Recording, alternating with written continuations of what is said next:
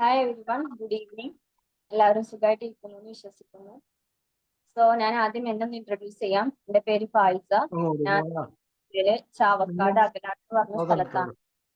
ഞാൻ പൊന്നാനി MES കോളേജിലെ BCom first year student ആണ്.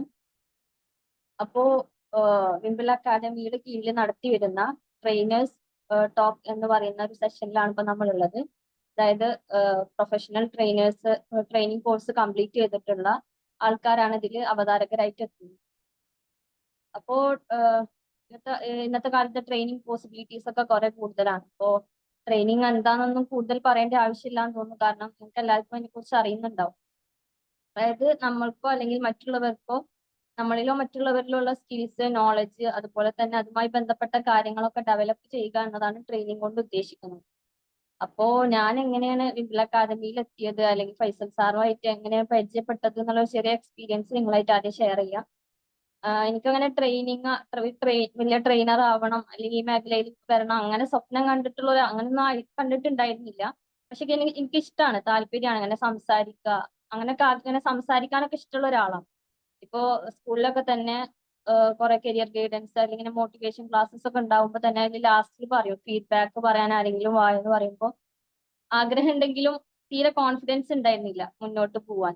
പക്ഷെ വേറെ ആരെങ്കിലും ഇങ്ങോട്ട് പറയും, എന്നിട്ട് വീട്ടിൽ വന്നിട്ട് അത് ആ സമയത്ത് പറയേണ്ടത് മനസ്സിൽ അപ്പ പറയും. വീട്ടിൽ വന്നതിന്റെ ശേഷം ഇങ്ങനെയൊക്കെ പറയായിരുന്നു, അങ്ങനെ പറഞ്ഞാൽ മതിയായിരുന്നു എന്നുള്ളൊരു തോട്ട് വരാം. പക്ഷെ പിന്നൊരു സിറ്റുവേഷൻ വന്നാലും വീണ്ടും അതുപോലെ തന്നെ ഇരിക്കും. അപ്പൊ തീരെ കോൺഫിഡൻസ് ഉണ്ടായിരുന്നില്ല. അങ്ങനെ ആഗ്രഹങ്ങൾ ഇങ്ങനെ പറയാനൊക്കെ ആഗ്രഹം ഉണ്ടെങ്കിലും തീരെ കോൺഫിഡൻസ് ഉണ്ടായിരുന്നില്ല. അങ്ങനെ +2 കഴിഞ്ഞ് ഞങ്ങളുടെ വീടിന്റെ അടുത്ത് തന്നെ ഒരു അവാർഡ് ഫംഗ്ഷൻ ഉണ്ടായിരുന്നു. അതിന് ഇതുപോലെ പോയപ്പോ അവിടെ ഒരു മോട്ടിവേഷൻ ക്ലാസ് ഉണ്ടായിരുന്നു. അപ്പൊ സാറ് ലാസ്റ്റ് പറഞ്ഞ ആരെങ്കിലും ഒരു ഫീഡ്ബാക്ക് പറയാന്ന് പറഞ്ഞപ്പോ എന്നെ വിളിച്ചപ്പോ ഞാൻ എനിക്ക് പറ്റുന്ന രീതിയിൽ പറഞ്ഞു. അപ്പൊ ആ ഒരു വീഡിയോ എന്റെ ഒരു കസിൻ ബ്രദർ എടുത്ത് ഫാമിലി ഗ്രൂപ്പിലിട്ട്, അങ്ങനെ അതിന്റെ ബ്രദർ കണ്ടപ്പോ ഇക്കാക്ക് ഇഷ്ടപ്പെട്ടിട്ട് ഇക്ക എങ്ങനെ പറഞ്ഞത്, ഒരു സാറുണ്ട് എന്റെ ഫ്രണ്ട് അയച്ചെന്ന നമ്പറാ, ഇക്കാട് ഇതുപോലെ ക്ലാസ്സിന് ജോയിൻ ചെയ്തോന്ന് പറഞ്ഞിട്ട് ഇക്കാക്ക് ഇങ്ങനെ ജോലി കാര്യങ്ങളായപ്പോ എന്നെ ജോയിൻ ചെയ്യാൻ പറ്റിയില്ല. അപ്പൊ എനിക്ക് താല്പര്യം ഉണ്ടെങ്കിൽ ജസ്റ്റ് ഒന്ന് അന്വേഷിച്ച് നോക്കി, ഇഷ്ടപ്പെട്ടെങ്കിൽ ജോയിൻ ചെയ്തോന്ന് പറഞ്ഞിട്ട് എനിക്ക് ഫൈസൽ സാറിന്റെ നമ്പർ തന്ന്. അങ്ങനെ ഫൈസൽ സാറിനായിട്ട് സംസാരിച്ച് കാര്യങ്ങളൊക്കെ പറഞ്ഞു. അപ്പൊ എനിക്കും ഇഷ്ടപ്പെട്ട് അങ്ങനെയാണ് ഞാൻ വിംബിൾ അക്കാദമിയിൽ ജോയിൻ ചെയ്യുന്നത്. ഞാനിപ്പോ 14th ബാച്ചിൽ, ഇപ്പൊ നടന്നുകൊണ്ടിരിക്കുന്ന 14th ബാച്ചിലാണ് ഞാൻ ഉള്ളത്. അപ്പോ ഞാൻ നേരത്തെ പറഞ്ഞല്ലോ തീരെ കോൺഫിഡൻസ് ഇല്ലാത്ത ഒരാളായിരുന്നു. പക്ഷെ ഇപ്പൊ ഫുള്ള് കോൺഫിഡന്റ് ആയി എന്നല്ല, എന്നാലും എനിക്ക് തന്നെ ഫീൽ ചെയ്യുന്നുണ്ട് ഞാൻ മുന്നത്തേൽ ഒരുപാട് ഇമ്പ്രൂവ് ആയി എന്നുള്ളത് എനിക്ക് തന്നെ ഫീൽ ചെയ്യുന്നുണ്ട്. സോ അങ്ങനെ ഒരു മാറ്റം ഉണ്ടാക്കി തന്നതിനും ഫൈസൽ സാറിന് ഈ അവസരത്തിൽ നന്ദി പറയുന്നു. ഇപ്പോഴത്തെ കാര്യത്തിലേക്ക് കിടക്കാം. ഇന്ന് നമുക്ക് ആങ്കർ മാനേജ്മെന്റിനെ കുറിച്ചിട്ടുള്ള ഒരു സെഷനാണ്. അത് കൈകാര്യം ചെയ്യുന്നത് റസീന മാം ആണ്. റസീന മാമിനെ കുറിച്ച് പറയുകയാണെങ്കിൽ നമ്മുടെ പ്രൊഫഷണൽ ട്രെയിനിങ് കോഴ്സിലെ ഫസ്റ്റ് ബാച്ചിൽ ഉണ്ടായിരുന്ന ആളാണ്. റസീന മാം ഒരു ടീച്ചറാണ്, അതുപോലെ തന്നെ ഒരു remedial trainer, soft skill trainer എന്ന മേഖലയിലൊക്കെ ആള് ഉണ്ട്. മാമിനെ ഈ ഒരു സെഷൻ കൈകാര്യം ചെയ്യാൻ വേണ്ടിയിട്ട് ഈ ഒരു പ്രോഗ്രാമിലേക്ക് മാമിനെ സ്വാഗതം ചെയ്യാണ്. അതുപോലെ തന്നെ ഈ ഒരു വെബിനാർ അറ്റൻഡ് ചെയ്യാൻ വേണ്ടി എത്തിയിട്ടുള്ള എല്ലാവരെയും സ്നേഹപൂർവ്വം സ്വാഗതം ചെയ്യുന്നു. പിന്നെ ഇതിനെക്കുറിച്ച് കൂടുതൽ കാര്യങ്ങൾ പറയാനും മറ്റു കാര്യങ്ങൾക്ക് വേണ്ടി ഞാൻ പ്രിയപ്പെട്ട ഫൈസൽ സാറിനെ ക്ഷണിക്കുകയാണ്. Sir please. താങ്ക് യു ഫൈസ മാം. വളരെ സന്തോഷം. വളരെ മനോഹരമായിട്ടുള്ള ഒരു ഇൻട്രൊഡക്ഷൻ ആണ് ഫൈസ മാം നിർവഹിച്ചത്. അതിലുള്ള സന്തോഷം അറിയിക്കുകയാണ്. ഹലോ എവരിവൺ, ട്രെയിനേഴ്സ് ടോക്കിന്റെ 34ാമത്തെ എപ്പിസോഡാണ് ഇവിടെ സമാരംഭം കുറിക്കാൻ പോകുന്നത്. പ്രൊഫഷണൽ ട്രെയിനിങ് ബാച്ചുകളിലൂടെ കംപ്ലീറ്റ് ചെയ്തിട്ടുള്ള ട്രെയിനേഴ്സ് ആണ് നമ്മളുടെ അവതാരകരായിട്ട് നമ്മുടെ ഈ ഒരു സെഷനിലേക്ക് എത്തിച്ചേരുന്നത്. തീർച്ചയായിട്ടും ഒരു ട്രെയിനർ ആകുന്ന സമയത്ത് പലപ്പോഴും പലരും ട്രെയിനർ ആകാൻ വേണ്ടിയിട്ടല്ല പ്രൊഫഷണൽ ട്രെയിനിങ്ങുകളിൽ ചേരുന്നത്. അതിനേക്കാൾ അപ്പുറത്ത് ട്രെയിനിങ്ങുകൾ ഉണ്ടാക്കുന്നത് ഒരു ഇമ്പാക്റ്റ് എന്ന് പറയുന്നത് ശരിക്കും ഒരു പേഴ്സണാലിറ്റി ഡെവലപ്മെന്റ് ആണ്.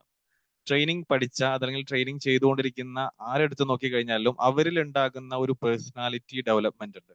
അത് വളരെ പ്രധാനപ്പെട്ട ഒരു ഘടകമാണ്. പിന്നെ അത് കൂടാതെ അതിലൂടെ കിട്ടുന്ന ഒരു പേഴ്സണൽ ഫുൾഫിൽമെന്റ് ഉണ്ട്. അതായത് ഒരു സാറ്റിസ്ഫാക്ഷൻ. നമ്മൾ ട്രെയിനിങ്ങുകൾ എടുത്ത് മറ്റുള്ളവരിൽ അവരെ ഒന്ന് കൈപിടിച്ചുയർത്താൻ, അവർക്ക് ഒരു വഴികാട്ടിയായിട്ട് നിൽക്കാൻ, അവരുടെ സക്സസിലേക്ക് ചില ഗൈഡൻസ് കൊടുക്കാൻ, അവരെ ആക്ഷൻ എടുപ്പിക്കാൻ അല്ലെ, അവിടെയാണ് പ്രധാനം. ട്രെയിനിങ്ങും സ്പീച്ചും തമ്മിലുള്ള വ്യത്യാസം അവിടെയാണ്. ട്രെയിനിങ് എന്ന് പറയുന്ന സമയത്ത് അവരെ നമ്മൾ കൈപിടിച്ച് ആ ഒരു ആക്ഷനിൽ ആക്ഷൻ എടുപ്പിക്കാൻ അവരുടെ കൂടെ ഉണ്ടാകുന്ന സമയത്ത് അവരിൽ ഉണ്ടാകുന്ന ഒരു മാറ്റം, ആ മാറ്റമാണ് നമ്മുടെ ഒരു പേഴ്സണൽ ഫുൾഫിൽമെന്റിലേക്ക് എത്തുക. അപ്പൊ അങ്ങനെ വ്യത്യസ്തമായിട്ടുള്ള കാര്യങ്ങൾ നമുക്ക് ഒരു ട്രെയിനർ ആകുന്നതിലൂടെ നമുക്ക് നേടിയെടുക്കാൻ പറ്റും. അങ്ങനെ ഒരു ട്രെയിനർ ആയിട്ട് നമുക്ക് സർവൈവ് ചെയ്യുമ്പോൾ തീർച്ചയായിട്ടും ഇന്നത്തെ കാലത്ത് നമുക്ക് കുറെ കൂടി നമ്മുടെ കരിയറിൽ, നിങ്ങളൊരു ടീച്ചർ ആകാം, നിങ്ങളൊരു കൗൺസിലർ ആകാം, നിങ്ങൾ ആരും ആകട്ടെ, നിങ്ങളുടെ ഒരു കരിയറിൽ ഒരു ട്വിസ്റ്റ് ഉണ്ടാക്കാൻ നിങ്ങളുടെ ഒരു ആഡ് ഓൺ ആയിട്ട് ഒരു ട്രെയിനിങ് വളരെയധികം ഉപകാരപ്പെടും. അപ്പൊ അത്തരത്തിൽ നമ്മുടെ പ്രൊഫഷണൽ ട്രെയിനിങ് ബാച്ചുകൾ നടന്നുകൊണ്ടിരിക്കുന്നു. അതിന്റെ ഭാഗമായിട്ട് ഒന്നാമത്തെ ബാച്ചിൽ ഉണ്ടായിരുന്ന, ഒരുപാട് മാസങ്ങൾക്ക് മുമ്പാണ് ഒന്നാമത്തെ ബാച്ച് ഉണ്ടായിട്ടുള്ളത്. അതിലുണ്ടായിരുന്ന നമ്മുടെ റസീന ടീച്ചറാണ് ഇന്ന് ഇവിടെ സെഷൻ എടുക്കുന്നത്. ടീച്ചർ ഇതിനു മുമ്പും നമ്മുടെ ട്രെയിനർ സ്റ്റോക്കിൽ സെഷൻ കൈകാര്യം ചെയ്തിട്ടുണ്ടായിരുന്നു. ടീച്ചർ അതിനുശേഷം റെമഡിയൽ ട്രെയിനിങ്, അതേപോലെ തന്നെ കൗൺസിലിംഗ്, അതോടൊപ്പം തന്നെ സോഫ്റ്റ് സ്കിൽ ട്രെയിനിങ്, അങ്ങനെ വ്യത്യസ്തമായിട്ടുള്ള കോഴ്സുകളൊക്കെ നിർവഹിച്ചുകൊണ്ട് ഇപ്പോൾ വീണ്ടും നമ്മുടെ ട്രെയിനിങ്, അതേപോലെ തന്നെ കൗൺസിലിംഗ്, ടീച്ചിങ് മേഖലയിലൊക്കെ വളരെ സജീവമായിട്ട് നിൽക്കുന്ന ഒരാളാണ്. അപ്പൊ മാം ഇന്ന് ആങ്കർ മാനേജ്മെന്റിനെ കുറിച്ചിട്ട് സംസാരിക്കാനാണ് അവിടെ എത്തിയിട്ടുള്ളത്. അപ്പൊ മാം ഇന്നത്തെ ഈ ഒരു സെഷനിൽ എത്തിച്ചേരുന്നതിനും അതേപോലെ തന്നെ നമ്മളോട് ആ ഒരു നോളജ് ഷെയർ ചെയ്യുന്നതിലുള്ള അതിയായ സന്തോഷം അറിയിച്ചുകൊണ്ട് മാമിനെ ആ ഒരു സെഷൻ ലീഡ് ചെയ്യുന്നതിന് വേണ്ടിയിട്ട് വളരെ സന്തോഷത്തോടെ ക്ഷണിക്കുന്നു. Thank you sir, thank you Faisal sir and Faiza. മാഷാല്ലാ, ഒരുപാട് കാര്യങ്ങൾ പറഞ്ഞു. ഇതേപോലെ തന്നെ സാറിന്റെ ഫസ്റ്റ് ഞാനായിരുന്നു അല്ലേ സാർ? അതിൽ അഫ്ര എന്ന് പറഞ്ഞ എന്റെ ഫ്രണ്ടായിരുന്നു സാറിനെ ഇൻട്രൊഡ്യൂസ് ചെയ്ത് തന്നിട്ട്, ഇങ്ങനെ ഒരു മാം ഒരു ക്ലാസ് ഉണ്ട് നമുക്ക് ചേർന്നാലോ എന്ന് പറഞ്ഞിട്ടായിരുന്നു ഞാനിങ്ങനെ ട്രെയിനേഴ്സ് അങ്ങനെ ഫസ്റ്റ് തന്നെ സാറിന്റെ ഇതിലേക്ക് വന്നത്. മാഷാല്ലാ, അതിൽ തന്നെ ഈ കുട്ടി പറഞ്ഞ പോലെ തന്നെ, ഫൈസ എന്ന് പറഞ്ഞ മാം പറഞ്ഞ പോലെ തന്നെ ആദ്യം തന്നെ ടെൻഷൻ ആയിരുന്നു അല്ലേ, നമുക്ക് എങ്ങനെയാ ക്ലാസ് എടുക്കുക ഒന്നും അറിയില്ലായിരുന്നു. അപ്പൊ ഇങ്ങനെ നമ്മളോട് പറയാണ് വീഡിയോ എടുത്ത് അയക്കണം. അപ്പൊ എല്ലാരും പറഞ്ഞു ഒരുപാട് വീഡിയോസ് എടുത്തിട്ടാണ് അന്നേരം ഒരു അഫ്രിക്ക മാമായിരുന്നു ആ സെറ്റ് ചെയ്ത് തരാൻ പറഞ്ഞിട്ടുണ്ടായി വീഡിയോ അയച്ചത്. അപ്പൊ ഞാൻ മാമിന് ഒറ്റ ടേക്കിലാണ് എടുത്തത്, എനിക്ക് ആരും ഹെൽപ്പും ഉണ്ടായിട്ടില്ല. അപ്പൊ ഞാനത് ഇട്ട് നോക്കിയതാണ്, അത് പറ്റുമോ, മാം എന്താ പറയാണ്ട് എന്തൊക്കെയാ തെറ്റുകൾ എനിക്ക് ചൂണ്ടിക്കാട്ടാണ്. പക്ഷെ മാഷാല്ലാ അഫ്രിക്ക മാം പറഞ്ഞ് നന്നായിട്ടുണ്ട് മാം, കുറച്ചും കൂടി ഒന്ന് ശരിയാക്കിയാൽ മതി. എന്നാലും ഞാനും വിചാരിച്ചില്ല മാം ഇത്ര ചെയ്യുമെന്ന്. അപ്പൊ അന്ന് കിട്ടിയ ഒരു കോൺഫിഡൻസിൽ ഞാൻ ഇന്ന് ഇവിടെ ഇരിക്കുകയാണ്. സാറ് വിളിച്ച് ഏത് ടൈമും ഞാൻ റെഡിയാണ്. ആ ഒരു നന്ദിയും കടപ്പാടും ഒക്കെ സാറിനെ അറിയിച്ചുകൊണ്ട് നമുക്ക് ക്ലാസ്സിലേക്ക് കടക്കാം. ഓക്കെ സാർ, തുടരട്ടെ? സ്റ്റാർട്ട് ചെയ്തോട്ടെ? യെസ് യെസ്, തീർച്ചയായും. ഓക്കെ, അസ്സലാമു അലൈക്കും ഓൾ ആൻഡ് നമസ്തേ, ഗുഡ് ഈവനിങ്. എല്ലാവരും ചായയൊക്കെ കുടിച്ച് അല്ലെ, നിസ്കാരമൊക്കെ കഴിഞ്ഞ് സന്തോഷത്തിലായിരിക്കും ഇവിടെ വന്നിട്ടുണ്ടാവാ. ആങ്കർ മാനേജ്മെന്റ് എന്നുള്ള ഒരു സബ്ജക്റ്റ് ആയതുകൊണ്ട് തന്നെ എല്ലാരും എന്ത് വിചാരിക്കുന്നുണ്ടാവും, ആ എനിക്ക് ആങ്കർ ഉണ്ടല്ലേ, ഒന്ന് കേട്ട് നോക്കാം, അങ്ങനെ വിചാരിച്ചിട്ട് വന്നവരല്ലേ ഇവിടെ ഉള്ളവര്? ആരെങ്കിലും ഒന്ന് പറയാൻ പറ്റുമോ?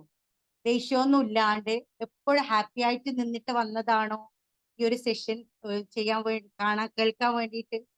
അല്ല അല്ലെ, എല്ലാവർക്കും ചെറിയ ചെറിയ ഒരു ദേഷ്യം അല്ലെ, ചിലപ്പോ അത് നമുക്ക് കൂടി വരും ചില ഡേയ്സിൽ അല്ലെ, ചില ടൈമിൽ നമുക്കത് കൺട്രോൾ ചെയ്യാൻ പറ്റാണ്ട് വരും. അങ്ങനെയുള്ള ഒരു ടൈം അല്ലെ, അപ്പൊ നമ്മളിങ്ങനെ വിചാരിക്കും എങ്ങനെ ഇത് കൺട്രോൾ ചെയ്യാം. അപ്പൊ അതുകൊണ്ടായിരിക്കും ഈ ഒരു സെഷൻ ആങ്കർ മാനേജ്മെന്റ് ആണ് അല്ലെ, എങ്ങനെ അത് മാനേജ് ചെയ്യും എന്ന് കേട്ട് കളയാം അല്ലെ, അങ്ങനെ വിചാരിച്ച. Anyways, welcome you all. എന്നെ പറ്റി ഒരുപാട് പറഞ്ഞു അല്ലെ, എന്നെ കണ്ണൂരിൽ നിന്നാണ്, റസീന എന്നാണ് പേര്. ഞാൻ അൽഫിത്ര സ്കൂളിൽ ഇപ്പൊ പ്രിൻസിപ്പളായിട്ട് വർക്ക് ചെയ്യാണ്. പിന്നെ വർക്ക് ടീച്ചിങ് കൂടി ഉണ്ട് കേട്ടോ. പ്രിൻസിപ്പളാന്ന് വെച്ചിട്ട് ആ ഒരു കാര്യങ്ങൾ ചെയ്യൽ മാത്രമല്ല, ചെറിയ മക്കൾസ് ആണ്, ആ മക്കളെ നന്നായിട്ട് കൊച്ചു കൊച്ചു വർത്തമാനങ്ങളുമായിട്ട് ദേഷ്യപ്പെടാണ്ട് സ്നേഹത്തോടെ കൊണ്ടുവന്ന ഒരു മാമാണ് ഞാൻ. അപ്പൊ എനിക്ക് ദേഷ്യമൊന്നുമില്ല കേട്ടോ, ആരോട് ദേഷ്യവും വെറുപ്പും ഒന്നുമില്ല എനിക്ക്. ബട്ട് അത് ശരിയാണോ ഞാൻ പറഞ്ഞത്? അല്ല, ഓൾറെഡി എല്ലാവർക്കും ദേഷ്യം ഉണ്ടാവും അല്ലെ, ചില ടൈമിൽ നമുക്ക് ദേഷ്യം വരും. പക്ഷെ അത് കൺട്രോൾ ചെയ്യാനാ നമ്മളെ പഠിക്കണ്ടേ അല്ലെ, how to manage and how to control അല്ലെ, അതാണ് നമ്മൾ പഠിക്കേണ്ടത്. അപ്പൊ അങ്ങനെയൊക്കെ പഠിച്ച് അല്ലെ, അങ്ങനെയൊക്കെ മനസ്സിലാക്കിയിട്ട് ഈ ഒരു സോഫ്റ്റ് സ്കില്ലിൽ ഞാനും അങ്ങനെ തന്നെ കയറിയത്. എന്റെ ട്രെയിനിങ് സെഷൻ ഉണ്ടായപ്പോ ഞാൻ കയറിയത് എന്താന്ന് വെച്ചാൽ സോഫ്റ്റ് സ്കിൽ ട്രെയിനിങ്ങിൽ ഭാഗമായത് എനിക്ക് കുറേ കാര്യങ്ങൾ അല്ലെ. സോഫ്റ്റ് സ്കിൽ ട്രെയിനിങ് തന്നെ പറയുമ്പോൾ ഒരുപാട് നമ്മൾ ഫേസ് ചെയ്യില്ല, സെൽഫ് അവയർനെസ്, ലവ്, അത് അങ്ങനെ ഓരോ കാര്യങ്ങൾ അറിയാൻ വേണ്ടിയിട്ട് നമ്മള് പിന്നെ ടൈം മാനേജ്മെന്റ് അങ്ങനെ ഒരു കാര്യങ്ങൾ ഉണ്ടാവുമ്പോൾ നമ്മൾ ഓരോ കോഴ്സ് പഠിക്കാൻ ശ്രമിക്കാം. അതിലൂടെ നമുക്കൊന്ന് ഉയരാനും പറ്റും, അതുപോലെ നമ്മളിൽ ഒരു കുറെ അഡ്വാൻസ് ഉണ്ടാക്കാൻ പറ്റുമെന്ന് വെച്ചിട്ട് കയറിയ ഒരു കോഴ്സായിരുന്നു. അതുപോലെ തന്നെയാണ് ട്രെയിൻഡ് ട്രെയിനേഴ്സിൽ കൗൺസിലിംഗ് സൈക്കോളജി ഒക്കെ ചെയ്തിട്ടുണ്ടായിരുന്നു. അപ്പൊ ആ ഒരു കോഴ്സ് ഞാൻ കയറിയത് എന്റെ ആവശ്യത്തിനും എനിക്ക് അതിലൂടെ ഒരു അഡ്വാൻസ് ഇംപ്രൂവ്മെന്റ് ഒക്കെ ഉണ്ടാവുക എന്റെ ലൈഫിൽ തന്നെ കയറിയത്. അതുപോലെ നമുക്കൊരു കോൺഫിഡൻസും കിട്ടാം. അപ്പൊ അതേപോലെ ഇന്ന് ഞാനിപ്പോ പറഞ്ഞു എനിക്ക് അത് ഇഷ്ടമില്ല, അത് ഹോബിയില്ല, പക്ഷെ എന്റെ ഫാമിലി, എന്റെ പാരന്റ്സോട്, എന്റെ ഉമ്മാനോട്, ഉമ്മ ഇപ്പോൾ ഉള്ളത് കേട്ടോ, മാഷാ അല്ലാ, എന്റെ ഉപ്പ അള്ളാഹുവിലേക്ക് മടങ്ങിയ ആളാണ്, നിങ്ങളൊക്കെ ഒന്ന് ഉൾപ്പെടുത്താം. അപ്പൊ എന്റെ ഉമ്മ പറയോ എപ്പോഴെങ്കിലും റസിന മാം എനിക്ക് എന്റെ മോൾക്ക് ദേഷ്യമില്ല, ഇല്ല, ഉമ്മാക്കറിയാം എനിക്ക് എത്ര ദേഷ്യമുണ്ട്. അതുപോലെ എന്റെ 2 മക്കളാണ് എനിക്കുള്ളത്, അവർക്കും അറിയാം ഉമ്മാക്ക് എത്ര ദേഷ്യം. അതുപോലെ എന്റെ ഹസ്ബൻഡിനും അറിയാം, അല്ലെ, നമ്മൾ ക്ലോസ് റിലേറ്റഡ് ആയിട്ടുള്ള നമ്മളെ റിലേറ്റീവ്സിനും നമുക്കുള്ള ദേഷ്യം അറിയാൻ പറ്റും, അല്ലെ. പെട്ടെന്ന് നമ്മൾ വന്നു പോകുന്നവർക്കൊന്നും അങ്ങനെ അറിയാൻ പറ്റില്ല. അതേപോലെ നമ്മൾ വർക്ക് ചെയ്യുന്ന കൊലീഗ്സിനും അവരും ചില ടൈമിൽ നമ്മൾ ദേഷ്യം കണ്ടിട്ടുണ്ടാവും. അങ്ങനെ എല്ലാവരും ഇമോഷണലി ആയിട്ട് ചെയ്തു വരുന്ന, അതായത് പിന്നെ എന്താണ്, ഒരു ഹ്യൂമണോ എക്സ്പീരിയൻസ് ചെയ്യാണ്ട് നിന്നിട്ടുണ്ടാവില്ല ആങ്കർ എന്ന് പറയുന്നത്. അങ്ങനെയുള്ള ഒരു അല്ലെ ഒരു ഇതാണ് സിറ്റുവേഷൻ. ഏതെങ്കിലും ഒരു സിറ്റുവേഷൻ വരുമ്പോൾ നമുക്ക് ദേഷ്യം വരും, അല്ലെ. പക്ഷെ അവിടെ നമ്മൾ എന്ത് നോക്കും, അവിടെ നമ്മളെ കൂടെ ഉള്ള ആരൊക്കെയാ ഉള്ളത്, അല്ലെ, അടുത്ത ആരൊക്കെയാ ഉള്ളത്, അവിടെ ദേഷ്യപ്പെടാൻ പാടുണ്ടോ, നമ്മൾ അത് കൺട്രോൾ ചെയ്ത് കൊണ്ടുവരും, മാനേജ് ചെയ്ത് കൊണ്ടുവരും, അല്ലെ. പക്ഷെ അവര് മാനേജ് ചെയ്യാൻ അവർക്ക് പറ്റില്ല, കൺട്രോൾ ചെയ്യാനൊന്നും പറ്റില്ല. അവരാണ് ഈ ഒരു കാര്യം ശ്രദ്ധിച്ചിട്ട് കൊണ്ടുവരുന്നത്. അപ്പൊ അതിനെ കുറിച്ചിട്ട് നമുക്ക് കുറച്ച് കാര്യങ്ങൾ പറയാം കേട്ടോ, ഇൻഷാല്ല. അപ്പൊ ദേഷ്യം തന്നെ ഒരു മനുഷ്യന് സാധാരണയായിട്ട് കണ്ടുവരുന്ന 6-7 ഇമോഷൻസ് മെയിൻലി പറയുന്നത്. പക്ഷെ കുറെ ഇമോഷൻസ് ഉണ്ട്, അല്ലെ, നമ്മൾ മനുഷ്യരായതുകൊണ്ട്. അതിൽ നമുക്ക് ഹാപ്പിനെസ് ഉണ്ട്, സാഡ്നെസ് ഉണ്ട്, ഡിസ്ഗസ്റ്റ് ഉണ്ട്. അപ്പൊ അങ്ങനെയുള്ള കുറെ ഇമോഷൻസ് ഉണ്ട്, അല്ലെ. നമുക്ക് അതിൽപ്പെട്ട ഒരു പിന്നെ ഇമോഷൻ ആണ് ആങ്കർ. അപ്പൊ ഈ ആങ്കർ നമുക്ക് എന്തായാലും മാനേജ് ചെയ്തേ പറ്റൂ, കൺട്രോൾ ചെയ്തേ പറ്റൂ. അത് ഓവർ ആയി കഴിഞ്ഞാലാണ് അത് പ്രോബ്ലംസിലേക്ക് പോകുന്നത്. അത് നമ്മൾ എന്താന്ന് വെച്ചാൽ പ്രോബ്ലംസിലേക്ക് പോകുന്ന വെച്ചാൽ നമ്മൾ ലോജിക്കലി തിങ്ക് ചെയ്ത ഒരു കാര്യം അത് അങ്ങനെ എല്ലാണ്ടായിട്ട് വരുമോ, അല്ലെ. അത് നമുക്ക് ആക്സെപ്റ്റ് ചെയ്യാണ്ടായിട്ട് വരുമ്പോഴാണ് നമ്മൾ എന്തുണ്ടാവുന്നത്, ദേഷ്യം, കോപം, അല്ലെ, ഉണ്ടാവുന്നത്. ആ ദേഷ്യവും കോപമൊക്കെ വളർന്ന് വാശിയും പകയിലൊക്കെ പരിണമിച്ചിട്ടാണ് എന്താണ് അത് വലിയ വലിയ കാര്യങ്ങളിലേക്ക് പോകുന്നത്. അപ്പോൾ ഇത് കൺട്രോൾ ചെയ്യുക, അത് വയലന്റ് ആവാണ്ട് കൺട്രോൾ ചെയ്ത് കൊണ്ടുപോകണം, അല്ലെ. അതാണ് നമ്മൾ മെയിൻലി ഈ ആങ്കർ ഉണ്ടായാൽ പഠിക്കേണ്ടത്, അതായത് അത് കൺട്രോൾ ചെയ്യാൻ പഠിക്കേണ്ടത്. അപ്പൊ അതുപോലെ നമുക്കറിയാം സിനിമ ഫീൽഡിൽ, അല്ലെ, ആൾക്കാർ ഒരു വലിയൊരു ഫിലിമൊക്കെ പ്രൊജക്ട് ചെയ്യുന്ന ആൾക്കാർ, അല്ലെ, സിനിമ ഉണ്ടാക്കുന്ന ഡയറക്ടേഴ്സ്, അല്ലെ, അങ്ങനെയുള്ള ആൾക്കാരൊക്കെ ഒരുപാട് ആക്ടേഴ്സ് ഒക്കെ ഒരു പ്രതീക്ഷയായിട്ട് ഒരു വലിയ സിനിമയൊക്കെ എടുക്കും. അപ്പൊ അവിടെ നമ്മൾ കാണാം, അല്ലെ, അവരിലൊക്കെ എന്തുണ്ടാവുന്നുണ്ട്, അത് പൊട്ടിപ്പാളി കഴിഞ്ഞാൽ അവരിൽ എന്തുണ്ടാവുന്നു, ടെൻഷൻ ഉണ്ടാവും, അതെന്തൊക്കെ ദേഷ്യമാവും. അത് അവരുടെ സംസാരത്തിലൂടെ നമുക്ക് കാണാൻ പറ്റുന്നുണ്ട്. അതുപോലെ നമ്മളെ വീട്ടിൽ തന്നെ നമ്മളെ മക്കൾക്ക് ഒരു പ്രതീക്ഷ കൊടുക്കുകയാണ്, ഇന്നത് കൊണ്ടുതരും, അല്ലെങ്കിൽ കൊണ്ടുതരാൻ പറ്റിയിട്ടുണ്ടാവില്ല നമുക്ക്, എന്ന് വെച്ചാൽ നമ്മൾ കൊണ്ടു കൊടുക്കും, അല്ലെങ്കിൽ കൊണ്ട് കൊടുത്തില്ല, അവർ പ്രതീക്ഷിച്ച പോലെ കിട്ടിയിട്ടില്ലെങ്കിൽ അവരിന്റെ നമ്മൾ ദേഷ്യം കാണുന്നുണ്ട്. പക്ഷെ അത് നമ്മൾ എന്ത് ചെയ്യും, കൺട്രോളിലാണോ നോക്കും. ചില കുട്ടികൾ വയലന്റ് ആവും. അപ്പൊ ആ ടൈമിലൊക്കെ നമ്മൾ പാരന്റ്സ് ശ്രദ്ധിക്കണം. അതുപോലെ നമ്മൾ മക്കളോട് ദേഷ്യപ്പെടുന്നുണ്ടോ, അത് നമ്മൾ മെയിൻലി ശ്രദ്ധിക്കണം. നമ്മളെ ദേഷ്യം എത്ര അളവ് വരെ പോകുന്നുണ്ട്, അല്ലെ. അപ്പൊ ഇപ്പൊ ചില ആങ്കർ എന്താണ്, സന്തോഷത്തിന്റെ ആങ്കർ, അല്ലെ. ചിലർക്ക് അരുത്തി കൂട്ടി ദേഷ്യപ്പെടും. ആരുമായിട്ട് അങ്ങനെയൊക്കെ ദേഷ്യപ്പെടാം, ഹസ്ബൻഡ് വൈഫ് റിലേഷനിൽ ഒരു വെറുതെ ദേഷ്യം പിടിക്കും, അല്ലെ, ചൊടിപ്പിക്കും എന്നൊക്കെ പറയും. പക്ഷെ അത് നമ്മൾ കൺട്രോളിൽ ഇല്ലെങ്കിൽ എന്തായി മാറും, ചിലപ്പം അവരെ പിന്നെ ഈ റിലേഷൻ തരം ബ്രേക്ക് ആവുന്ന തരത്തിൽ എത്തിപ്പെടുന്നുണ്ട്, അല്ലെ. പിന്നെ വലിയ വലിയ തീരുമാനങ്ങൾ എടുക്കും ആ ദേഷ്യത്തിൽ. എടുക്കാൻ പാടുണ്ടോ, ഇല്ല. നമ്മൾ മെയിൻലി തീരുമാനിക്കേണ്ടതെന്ന് വെച്ചാൽ ഈ ദേഷ്യപ്പെടുന്ന സമയത്ത് വലിയ വലിയ തീരുമാനങ്ങൾ എടുക്കാൻ പാടില്ല, അല്ലെ. പറയുന്നത് കേട്ടിട്ടുണ്ടല്ലോ, ഒരു ചൊല്ലന്നെ ഉണ്ടല്ലേ, ഹാപ്പിനെസിന്റെ ടൈമിൽ നമ്മൾ വാഗ്ദാനങ്ങളും കൊടുക്കാൻ പാടില്ല, ആങ്കറിന്റെ ടൈമിൽ നമ്മൾ വലിയ വലിയ തീരുമാനങ്ങൾ എടുക്കാനും പാടില്ല. അപ്പൊ അതൊക്കെ നമ്മൾ ഫസ്റ്റ് തന്നെ കൺട്രോൾ ചെയ്ത് വരിക, അല്ലെ. പിന്നെ നമ്മൾ പിന്നെ ഈ മെയിൻലി ഈ ആങ്കർ ഉണ്ടാവുന്ന എന്തുകൊണ്ടാണ്, നമ്മൾ ചില കുട്ടിക്കാലങ്ങളിൽ നമുക്കുണ്ടായ ട്രോമ ആയിരിക്കും നമ്മൾ എന്തിലേക്ക് കൊണ്ടുപോകുന്നത്, വലുതായാലും ആ ദേഷ്യം കൊണ്ട് നമുക്ക് കൺട്രോൾ ചെയ്യാൻ പറ്റായിട്ടാണ്. ചില ആള് ദേഷ്യം സപ്രസ് ചെയ്ത് മനസ്സിൽ തന്നെ വെക്കും, അല്ലെ. അത് എന്ത് ചെയ്യും? ആ മനസ്സിൽ വെച്ച ദേഷ്യം അത് ഓട്ടോമാറ്റിക്കലി എന്താവും? അത് വളർന്ന് വളർന്ന് എന്തിലേക്ക്? പകയിലേക്ക്, വാശിയിലേക്ക് എത്തിപ്പെടും. അതിനൊന്നും നമ്മൾ ടൈം കൊടുക്കാൻ പാടില്ല. എന്തെങ്കിലും ദേഷ്യം ഉണ്ടെങ്കിൽ പറ്റി ഓവറായിട്ട് തിങ്ക് ചെയ്യാൻ പാടില്ല. മെയിൻലി അതാണ് നമ്മൾ ചെയ്യേണ്ടത്. ഓവറായിട്ട് തിങ്ക് ചെയ്യാണ്ട് അത് പറഞ്ഞ് മനസ്സിലാക്കുക. ആ ടൈം നമ്മൾ പറഞ്ഞ് മനസ്സിലാക്കാൻ പോകരുത് കേട്ടോ. ഒരാൾ ദേഷ്യപ്പെടുക, നമ്മളോട് ഒച്ച വെക്കാണ്, അപ്പൊ നമ്മൾ അവരെ മനസ്സിലാക്കാൻ ശ്രമിക്കാൻ പാടുണ്ടോ? ഇല്ല. അത് ഡബിൾ ആയിട്ട് മാറും. ആ ഒരു ദേഷ്യം ഡബിൾ, വണ്ണ് ആയിക്കൂല, ഡബിൾ ആയിട്ട് തന്നെ മാറും. പിന്നെ അത് നമ്മൾ അടിയിലെത്തും അല്ലെ? പിന്നെ വേറെ വിധത്തിലൊക്കെ അത് അങ്ങ് വലിയ അങ്ങ് അറ്റെത്തിക്കും. അപ്പൊ ഒരാൾ ദേഷ്യപ്പെടുമ്പോ നമ്മൾ ഈ കേൾക്കുന്ന ആള് നമ്മൾ എന്താ ചെയ്യേണ്ടത്? നമ്മൾ കൺട്രോൾ ആയിട്ട് നിന്ന് ചിരിച്ചൊന്ന് കാണിച്ചു കൊടുക്കാം. അത് ഒരു മെയിൻ നല്ലൊരു സംഭവമാണ് നമ്മൾ സ്മൈലി അല്ലെ? ഞാനൊക്കെ അങ്ങനെയാന്ന്. മോളും മോനൊക്കെ എന്തെങ്കിലും ദേഷ്യപ്പെടുമ്പോ ഞാൻ ഇങ്ങനെ നോക്കി നിൽക്കും.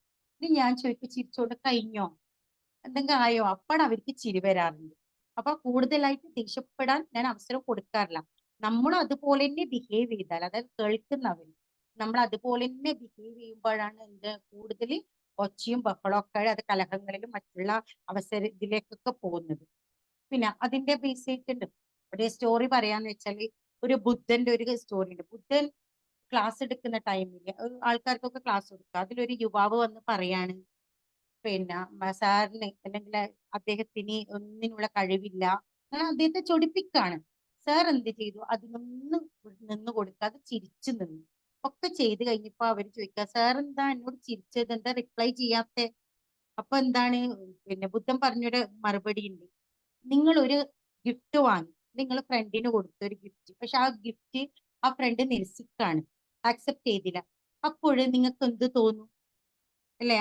അല്ലെ ആ ഗിഫ്റ്റ് ആരുടേതാണ്? അത് അവൻ വാങ്ങിയില്ലെങ്കിൽ നിങ്ങളെ പൈസ പോയി, നിങ്ങളെ ഗിഫ്റ്റ് ആണ് അല്ലെ?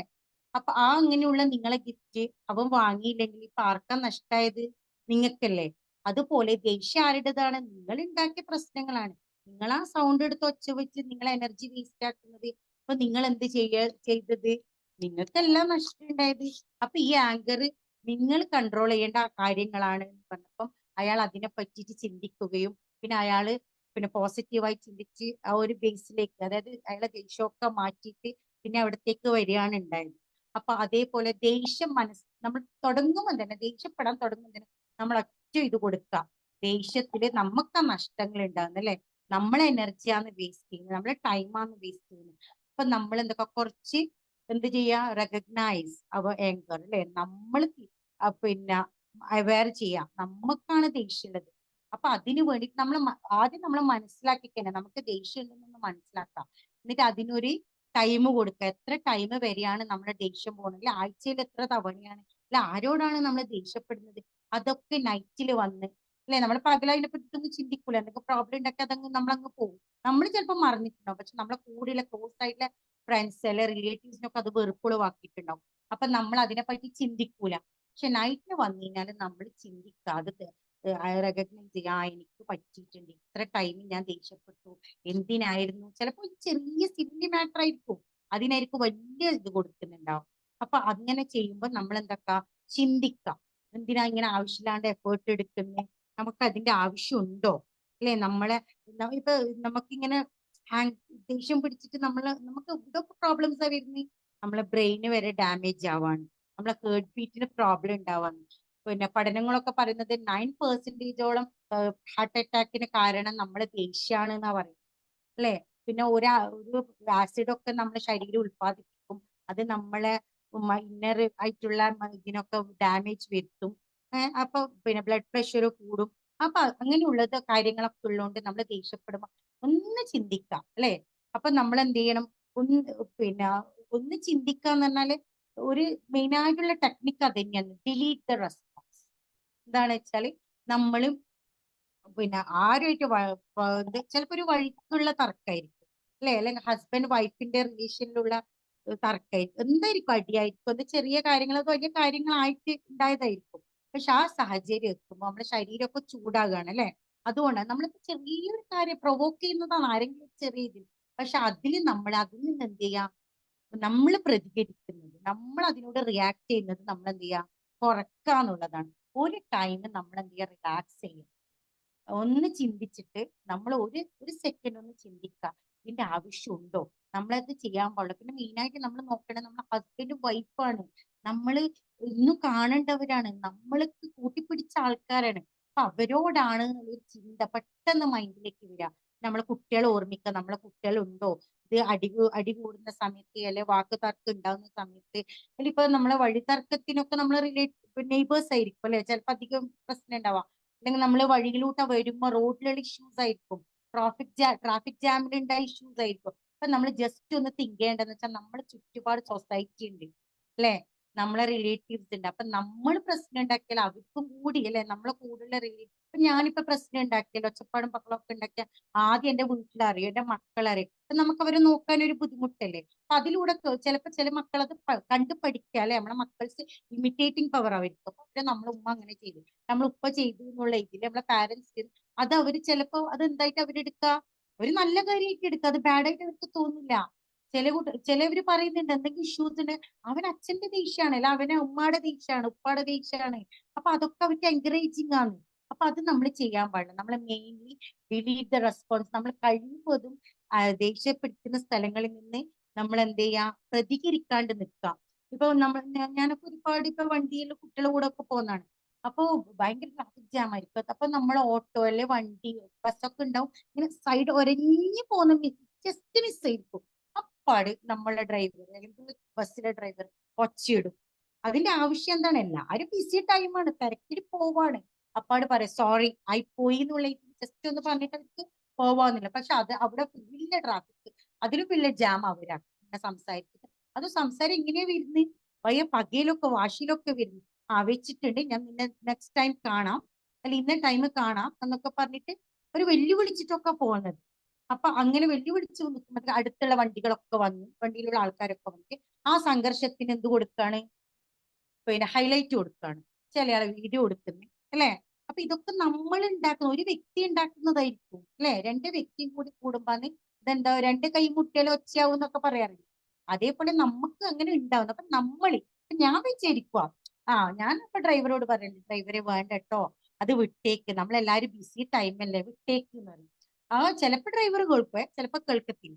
അപ്പൊ അങ്ങനെ അവർക്ക് ദേഷ്യം ഉണ്ടാവുന്നതുകൊണ്ടാണ് അവർ കേൾക്കാത്ത നിൽക്കുന്നത്. അപ്പൊ നമ്മൾ എന്ത് ചെയ്യണം, ഞാനിപ്പോ വിചാരിച്ചു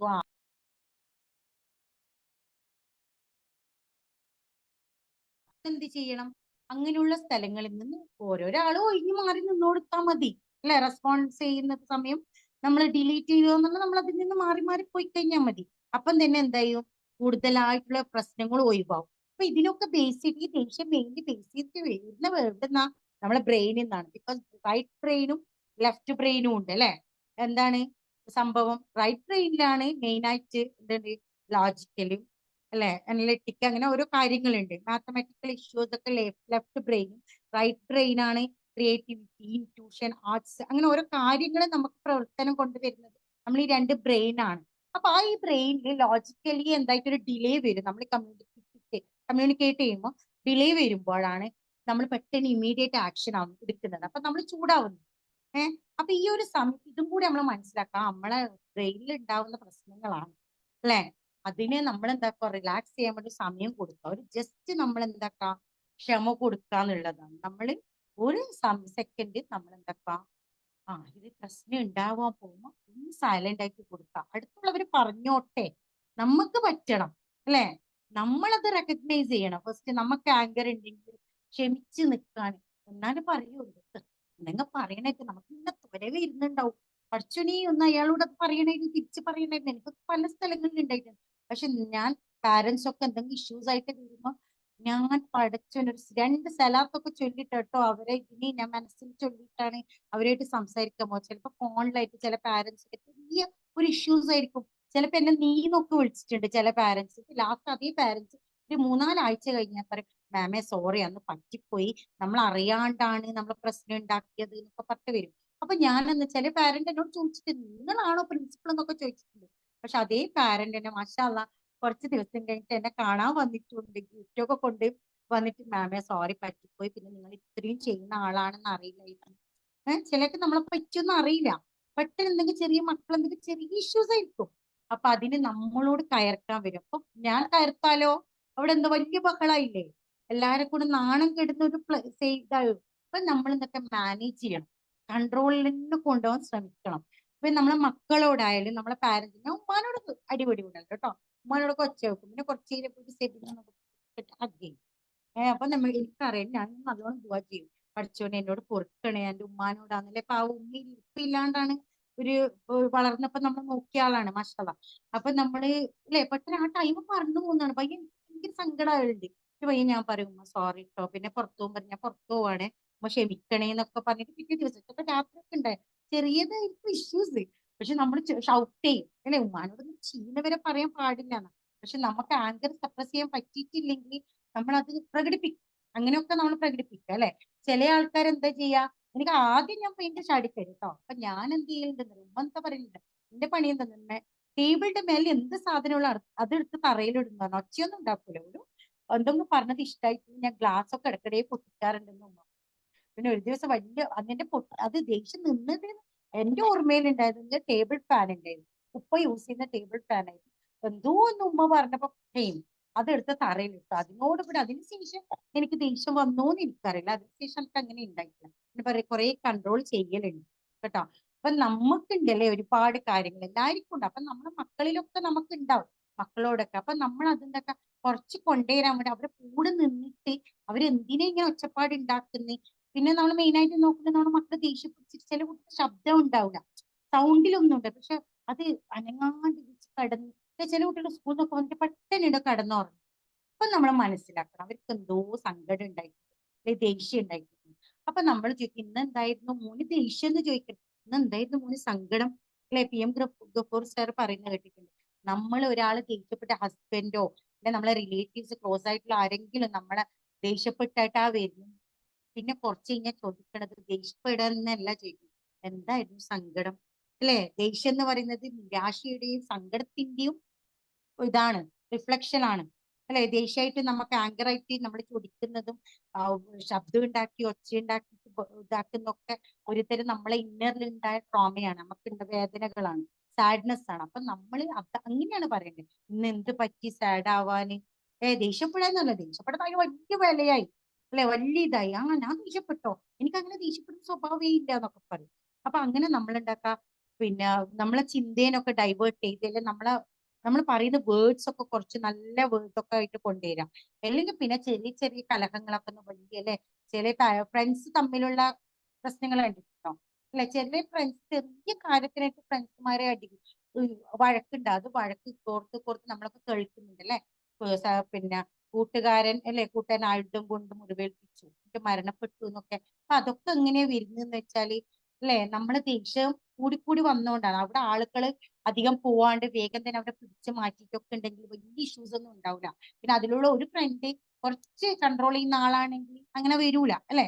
അതാണ് ഒരിത്. അതായത് ഡിലീറ്റ് പിന്നെ റെസ്പോൺസ് ആണ്. നെക്സ്റ്റ് വരുന്നത് ആൻസിപ്പേറ്റ് ദ കോൺഫ്ലിക്റ്റ് ആണ് അല്ലെ. നമ്മള് പിന്നെ നമ്മളെ മക്കള് അല്ലെ നമ്മൾ എന്ത് കാര്യം തുടങ്ങുന്നുണ്ട് നമ്മൾ ഒരുപാട് അമിത പ്രതീക്ഷയാണ്. നമ്മൾ മനുഷ്യരങ്ങനാണ് അല്ലെ. എന്ത് കാര്യങ്ങളും നമുക്ക് എന്താണ് പിന്നെ ഒരുപാട് പ്രതീക്ഷ, എന്തൊക്കെ നേടാൻ പറ്റും, എന്തൊക്കെയോ നേടണം അല്ലെ, എന്തൊക്കെയോ കിട്ടണം ഒക്കെയാണ് നമ്മളെ മനുഷ്യന്മാരങ്ങനെയാണ് അല്ലെ.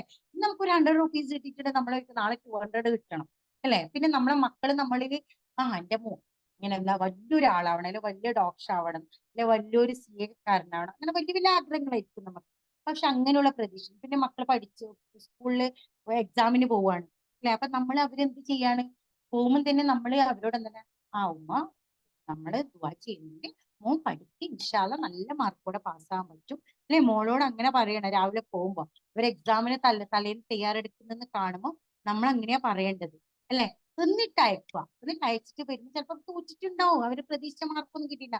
പക്ഷെ ചില പാരന്റ്സ് അപ്പോൾ ഒച്ച വെക്കാൻ തുടങ്ങും, നിന്നെ ഞാൻ എന്തിനാ ഇത്ര വരെ പഠിപ്പിച്ചേ, എനിക്ക് നല്ല ദേഷ്യം വന്നു. എന്റെ ഫ്രണ്ടൊക്കെ പറഞ്ഞിട്ടുണ്ട്, ഞാൻ അയച്ചു മോളെ ദേഷ്യം പിടിച്ചു മാർക്കൊക്കെ കുറഞ്ഞു. അങ്ങനെ ചെയ്യാനേ പാടില്ല. നമ്മൾ ആ പ്രതീക്ഷ നമ്മളിൽ മാത്രം വെച്ചിട്ട് അവരോട് നല്ല സ്നേഹത്തോടെ പെരുമാറി. ഇന്ന് 10 മാർക്കാ വാങ്ങിയിട്ട് നാളെ അവരെന്തായാലും 25 മാർക്സ് തന്നെ വാങ്ങും. അങ്ങനെയുള്ള മക്കളാ ഇപ്പോഴത്തെ ജനറേഷൻ. അങ്ങനെയാണ് മാഷാ അല്ലാഹ്. കുറച്ചൊരു സ്നേഹം കൂടുതൽ കൊടുക്കുമ്പോൾ കൂടുതലും നമുക്ക് കൊണ്ടുതരാം. എൻ്റെ ഒക്കെ അനുഭവം അങ്ങനെ കേട്ടോ. ഞാൻ അങ്ങനെ വലിയ തിരിച്ചപ്പെടാറൊന്നുമില്ല, പഠിക്കുമ്പോൾ ഒന്നും അങ്ങനെ പ്രഷറൊന്നും കൊടുക്കാറില്ല. മാഷാ അല്ലാഹ് രണ്ടാൾ, ഒരാൾ ഡിഗ്രി കഴിഞ്ഞു, പിന്നെ CA ഒക്കെ ചെയ്യാണ്, അതുപോലെ മോള് +2 ആണ്. മാഷാ അല്ലാഹ് ഇന്ന് വരെ ചെറുതിൽ സെക്കൻഡ് സ്റ്റാൻഡേർഡ് വരെ പറ്റി പഠിപ്പിച്ചത് എന്റെ ഓർമ്മയില്ല കേട്ടോ. പിന്നെ മോള് പറയുന്നുണ്ട് അതിന് അത്രയും പഠിപ്പിച്ചില്ല എന്നൊക്കെ. ഇങ്ങനെ കൊടുത്തിട്ടുള്ളൂ. കൊടുത്തപ്പോ കുറെ കൊടുത്തു. എന്താന്ന് വെച്ചാൽ കൊടുത്തപ്പോ അതിന്റെ വഴിയൊക്കെ പറഞ്ഞു കൊടുത്തു, ക്വസ്റ്റ്യൻസ് എങ്ങനെയാ ചെയ്യേണ്ടത് അതൊക്കെ അങ്ങനെ കുറെ മെത്തേഡ് പറഞ്ഞു കൊടുത്തു, കിട്ടുന്നില്ലെങ്കിൽ എഴുതി പഠിക്കണം എന്നൊക്കെ പറഞ്ഞു കൊടുത്തു. അങ്ങനെയാണ് അവര് കുറെ പേപ്പേഴ്സ് ഒക്കെ കൊണ്ടുകൊടുക്കുക. പക്ഷെ എല്ലാ ഹെൽപ്പും ഉണ്ട് കേട്ടോ. അപ്പൊ അങ്ങനെ ചെയ്തുകൊണ്ട് അവര് എനിക്ക് കുറച്ച്, ഞാൻ പിന്നെ പ്രതീക്ഷിക്കാറില്ല, പക്ഷെ മാഷാഅല്ലാഹ് എനിക്ക് നല്ല നല്ല റിസൾട്ട് തന്നെയാണ് കിട്ടാറുള്ളത്. പിന്നെ പോസിറ്റീവായിട്ട് തിങ്ക് ചെയ്യുന്നോണ്ടായിരിക്കും. പിന്നെ അവരോട് അധികം ദേഷ്യപ്പെടാറില്ല. എല്ലാം സില്ലി മാറ്റർ വഴിയാണ് അവർ ഇഷ്യൂസ് ഒക്കെ ആയിട്ട് വരുന്ന കാര്യങ്ങൾ സില്ലി ആയിട്ടാണ് പറഞ്ഞ് മനസ്സിലാക്കാറ്. എന്നിട്ട് കുറച്ചുകൂടി ഞാൻ പറഞ്ഞു കൊടുക്കും, ഇങ്ങനെയാണ് അതങ്ങനെ ആയിപ്പോയതാണ്. നമ്മൾ അവര് കുറെ പ്രതീക്ഷയൊന്നും കാണിക്കാറുണ്ട്. എനിക്ക് പ്രതീക്ഷ ഉണ്ട് കേട്ടോ, എന്റെ മക്കളല്ലേ, എനിക്കും ഉണ്ട് പ്രതീക്ഷ. പക്ഷെ ഞാനത് കാണിക്കാറില്ല എന്നുള്ളതാണ്. അപ്പൊ തന്നെ കുറെ നമുക്കുള്ള ദേഷ്യവും വാശിയും ഒക്കെ അവരോടുള്ള ചില പാരന്റ്സ് ഒക്കെ കുത്തി നോവിച്ചിട്ട് സംസാരിക്കുന്നൊക്കെ എന്റെ മോൾ എന്റെ ഫ്രണ്ടിന്റെ ഒക്കെ വീട്ടിൽ നിന്ന് കേട്ടിട്ടുണ്ട്.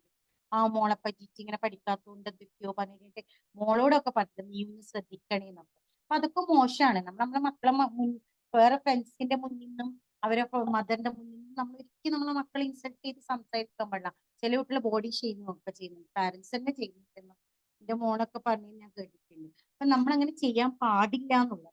മെയിൻലി നമ്മൾ കുറെ ദേഷ്യങ്ങൾ നമ്മുടെ മക്കളെ മാറ്റാൻ വേണ്ടിയിട്ട് നമ്മൾ അവരെ ചൊടിപ്പിക്കാണ്ടിരിക്കുക, വലിയ വലിയ കാര്യങ്ങളൊന്നും പറയാണ്ട് നിൽക്കാൻ ഉള്ളതാണ് മെയിൻലി നമ്മൾ ശ്രദ്ധിക്കേണ്ടത്. പിന്നെ എന്തുണ്ടായാലും ഇപ്പൊ ഒരു നമ്മള് സംരംഭം തുടങ്ങാണ്, ഒരു സാലൂണ് തുടങ്ങി, അല്ലെങ്കിൽ ഒരു ബ്യൂട്ടി പാർലർ തുടങ്ങി, സിനിമ ഒക്കെ തുടങ്ങി ഇത് ചെയ്തെന്ന് വിചാരിക്കും. അപ്പൊ നമ്മൾ അമിത പ്രതീക്ഷയാണ്. അപ്പൊ നമുക്ക് അതെന്താ ഡിപ്രഷനിൽ വരെ പോലെ ആങ്കർ ദേഷ്യം വാശോ കൂടി നമ്മൾ ഡിപ്രഷനിൽ പോയിട്ട് പിന്നെ അത് ചെയ്യാൻ പറ്റുമോ നമുക്ക്? ആ ഒരു വർക്കിലേക്ക് പിന്നെ നമുക്ക് ഒരു ഇത് കിട്ടൂല, കോൺസെൻട്രേഷൻ കിട്ടൂല. നമുക്ക് ദേഷ്യം ഇതൊക്കെ ആയിട്ട് സങ്കടമൊക്കെ കൊണ്ട് നമ്മൾ അതിൽ നിന്ന് മാറിപ്പോവില്ല. അങ്ങനെ ചെയ്ത് അത് അമിത പ്രതീക്ഷയിലുണ്ടാവും. അപ്പൊ അതൊക്കെ അങ്ങനത്തെ ഇതൊക്കെ അവോയ്ഡ് ചെയ്ത് പോവാന്നുള്ളതാണ്. പിന്നെ മെയിൻലി നമ്മൾ സംഘർഷങ്ങളുള്ള പ്ലേസിൽ നിന്ന് ഒഴിവായി നിൽക്കാം. അതായത് ഇപ്പൊ നമ്മൾ വീട്ടിൽ തന്നെ ഇപ്പൊ ഞാനും എന്റെ മോളുമായിട്ട് ഇഷ്യൂ ആണെങ്കിൽ അവിടെ മോന് വന്നു ചേരും, ഉമ്മ വന്നു ചേരും. അങ്ങനെ പോകാൻ പാടില്ല എന്നുള്ളത്. നിങ്ങളെ വീട്ടിലൊരു ചെറിയ ഇഷ്യൂസ് നിങ്ങളും മോളുമായിട്ടോ അല്ല മോനായിട്ട് ഉണ്ടെങ്കിൽ നിങ്ങൾ തമ്മിൽ അത് ഡീൽ ചെയ്യും. മറ്റുള്ളവർ വരുമ്പോൾ അത് വലിയ ഇഷ്യൂസ് ആയിട്ട് മാറും. അപ്പൊ ആളുകൾ കൂടുമ്പോൾ നമുക്ക് എന്താവും, ഈ അടിക്ക് നിന്നിട്ട് ചില അടിക്ക് അത് എന്തായിട്ട് നാണവന്നായിട്ടല്ല തോന്നുക, അതൊരു ഹീറോയിസ് ആയിട്ടാ തോന്നുന്നത്. അപ്പൊ അങ്ങനെയുള്ള പ്ലേസ് കാണുമ്പോൾ ഈ വീട്ടിലുള്ളവരാണെങ്കിലും പുറത്ത് ഫ്രണ്ട്സ് ഇങ്ങനെയുള്ള ആള് വർക്ക് ചെയ്യുന്നവരൊക്കെ ഉണ്ട്. അങ്ങനെയുള്ള നമ്മൾ വിചാരിച്ചാൽ മതി, നമ്മൾ പോകുന്നില്ല. അപ്പൊ ഞാൻ വിചാരിക്കും ഞാൻ പോകുന്നില്ല, അപ്പൊ ഒരാൾ പോകേണ്ടത്, അപ്പൊ നെക്സ്റ്റ് വൺ അങ്ങനെ അങ്ങനെ നമ്മളെല്ലാരും അങ്ങനെ ഓരോരാളെ അങ്ങനെ വിചാരിക്കാം. ഇങ്ങനെയുള്ള ചില ഇതിലൊന്നും പോകില്ല എന്നുള്ളത്. ഇപ്പൊ ട്രാഫിക് ജാം ഒക്കെ ഉണ്ടാവും, ഇഷ്യൂസ് ഇല്ലേ, ഞാൻ ഇപ്പൊ പറഞ്ഞില്ല നേരം. അങ്ങനെയുള്ള സ്ഥലങ്ങളിലൊന്നും പോകാണ്ട് നമ്മൾ ലോജിക്കലി ചിന്തിക്കാ ടൈം കേട്ടോ. ആ സ്ഥലത്ത് നിന്ന് എസ്കേപ്പ് ചെയ്യാം. ചിലപ്പോ നമ്മൾ രക്ഷപ്പെട്ടൊന്നും വരാം അല്ലെ. ചില ഫ്രണ്ട്സായിട്ട് ഇഷ്യൂസിൽ ഇല്ലാത്ത ആളായിരിക്കും പെടുക. കേസ് വരായിട്ട് നമുക്ക് അറിയുന്ന കുറച്ച് കാര്യങ്ങളൊക്കെ ഉണ്ട് കേട്ടോ. എൻ്റെ ഒരു ഫ്രണ്ട് ഇതേപോലെ ഇഷ്യൂസിൽ ഇല്ലാത്ത ആളാണ്, പക്ഷെ ഇങ്ങനെ സംസാരിക്കാൻ പോയതാണെന്നാ പറഞ്ഞത്. ലാസ്റ്റ് അവർക്ക് അന്ന് കേസിൽ ഫസ്റ്റ് പ്രതി എന്നൊക്കെ പറഞ്ഞിട്ട് അവരെ പേരൊക്കെ ഉണ്ട്. അപ്പൊ അങ്ങനെയുള്ള സ്ഥലങ്ങളിൽ നമ്മൾ ഹോട്ട് ടെമ്പേർഡ് ആയിട്ടുള്ളവരൊക്കെ ഉണ്ടാവും അല്ലെ. അപ്പൊ കഴിവതും കൺട്രോൾ ചെയ്യാം.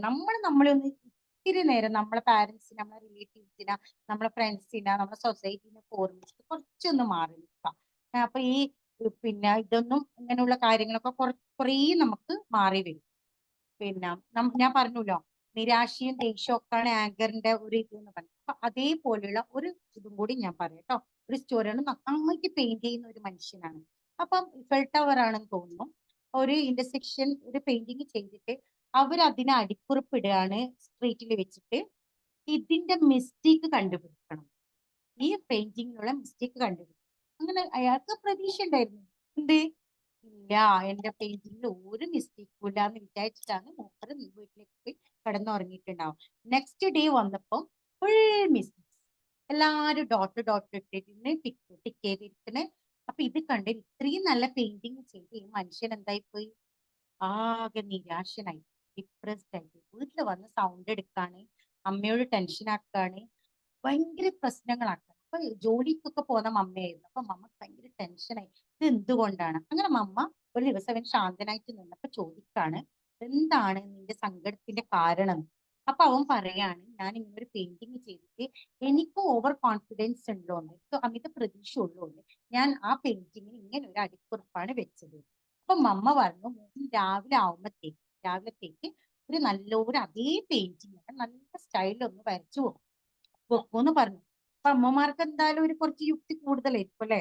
അമ്മമാർ കുറച്ചും കൂടി അല്ലേ മൾട്ടി ടാലന്റഡ് ആണല്ലോ അല്ലെ. പാരന്റ്സില് അമ്മമാരാണല്ലോ അല്ലെ മൾട്ടി ടാലന്റ്. അപ്പൊ അതുകൊണ്ട് ആ ടാലന്റ് അമ്മ അങ്ങനെ പറഞ്ഞു കൊടുക്കും. അങ്ങനെ അവൻ പിറ്റേന്ന് രാവിലെ ഏതായാലും ഇങ്ങനെ ഡിപ്രസ്ഡ് ആയിരിക്കും, വർക്കൊന്നും ചെയ്യുന്നില്ല, ടെൻഷനായിട്ട് ഇരിക്കാണ്. എന്താന്ന് വെച്ചാൽ വലിയ അല്ല കുറേ ആൾക്കാരെ ടിക്കാണ് കിട്ടിയിട്ടുണ്ട്, കുറേ മിസ്റ്റേക്സ് ഉണ്ട് എന്നുള്ള അപ്പൊ ടെൻഷനായി. അപ്പൊ അതുകൊണ്ട് മൂപ്പർ എന്തൊക്കെ ചെയ്താലും അമ്മ പറഞ്ഞല്ലേ ലാസ്റ്റ് അങ്ങനെയാണല്ലോ അമ്മമാരെ കേൾക്കും മക്കള്. ആദ്യമൊക്കെ ഫ്രണ്ട്സിന്റെ എല്ലാരെയും കേട്ട് എന്തൊക്കെയോ പ്രശ്നങ്ങളൊക്കെ ആയി എല്ലാം കഴിഞ്ഞ് ലാസ്റ്റ് അമ്മേന്റെ അടുത്താ വരും അല്ലെ. അപ്പൊ അങ്ങനെ വന്നതാണ്. അപ്പൊ ആ മോന് എന്തിട്ട് അങ്ങനത്തെ പോലെ നല്ലൊരു പെയിന്റിംഗ് ഒക്കെ വരച്ച് പിറ്റേന്ന് കൊണ്ട് സ്ട്രീറ്റിൽ വെച്ചു. എന്താന്ന് അതിന്റെ താഴെ അടിക്കുറിപ്പ് കൊടുത്തത്, ഇതിൽ എന്തെങ്കിലും മിസ്റ്റേക്ക് കണ്ടെത്തിയാൽ അത് കറക്റ്റ് ചെയ്ത് തരിക, അപ്പോട്ട് കറക്റ്റ് ചെയ്ത് തരിക. അന്ന് അങ്ങനെ അമ്മയും മോൻ അതവിടെ വെച്ച് പിറ്റേത്തെ ദിവസം തിരിച്ചു വരികയാണ്. തിരിച്ചു വരുമ്പോ no mistake, no correction. Y?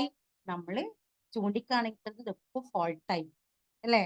ആരും ആരുടെയും നല്ല കാര്യങ്ങൾ ഫസ്റ്റ് പറയില്ല. അതിൽ ആദ്യത്തെ പിക്ചറിൽ ഫോൾട്ടാന്ന് കണ്ടുപിടിച്ചത്, ഇതിൽ കറക്റ്റ് ചെയ്യണം എന്ന് പറഞ്ഞപ്പോ നമ്മൾ എന്ത് ചെയ്യില്ല, ആരും കറക്റ്റ് ചെയ്യാൻ പോകും. പക്ഷെ അതിന്റെ കുറ്റങ്ങളും തെറ്റുകളും കുറവുകളും ഉണ്ടെങ്കിൽ നമ്മൾ വേഗം ചൂണ്ടിക്കാണിക്കും അല്ലെ. അപ്പൊ ആ ഒരു മെന്റാലിറ്റി മാറ്റിയിട്ട് നമ്മൾ ഇനി അങ്ങോട്ട് എല്ലാവർക്കും ആർക്കും ഫോൾട്ട് ഉണ്ട് കറക്റ്റ് ചെയ്യും അല്ലെ. അപ്പൊ ഇതിലൂടെ എന്തായി, കുറെ ആളെ ദേഷ്യമൊക്കെ കുറഞ്ഞു അല്ലെ. ആ ഒരു പെയിന്റർ എന്തുകൊണ്ട് അതിനോടുകൂടി സന്തോഷവാനായി. പിന്നെ ആദ്യം നല്ല നല്ല പെയിന്റിങ്സ് ചെയ്യാനുള്ള മൂപ്പർക്ക് എൻകറേജ്മെന്റ് ആയി. അപ്പൊ നമ്മൾ എന്ത് അതങ്ങനെയാവണ്ട. അപ്പൊ നമ്മൾ ഫോൾട്ട് അല്ല കാണിച്ചു കൊടുക്കുക, അതിൽ എന്തെങ്കിലും മിസ്റ്റേക്ക് കറക്റ്റ് ചെയ്ത് കൊടുക്കുക. അപ്പൊ നമ്മളെ ഫ്രണ്ടിൽ എന്തെങ്കിലും ഇഷ്യൂസ് ഉണ്ടെങ്കിൽ നമ്മുടെ ഫ്രണ്ട് നമ്മളോട് ചിലപ്പോൾ ദേഷ്യപ്പെടും. അപ്പൊ നമ്മൾ മനസ്സിലായിക്കൊള്ളുക അവർക്ക് എന്തോ ഒരു സങ്കടം പെട്ടിട്ടുണ്ട് അല്ലെ, സങ്കടം മനസ്സിലുണ്ടായിട്ടുണ്ട്, അതുകൊണ്ടാണ് എന്നോട് ദേഷ്യപ്പെടുന്നത്, അല്ലാണ്ട് എന്നോട് ദേഷ്യപ്പെടുന്ന ആളല്ലായിരുന്നല്ലോ, അങ്ങനെ മനസ്സിലാക്കണം. എന്നിട്ട് അവരോട് ചോദിക്കാം, കുറച്ച് കഴിഞ്ഞിട്ട് പോയിട്ട് ചോദിക്കാം, എന്താണ് നിന്റെ സങ്കടം, എന്താണ് നിന്റെ സങ്കടത്തിന്റെ കാരണം, നമുക്ക് സോൾവ് ചെയ്യാലോ.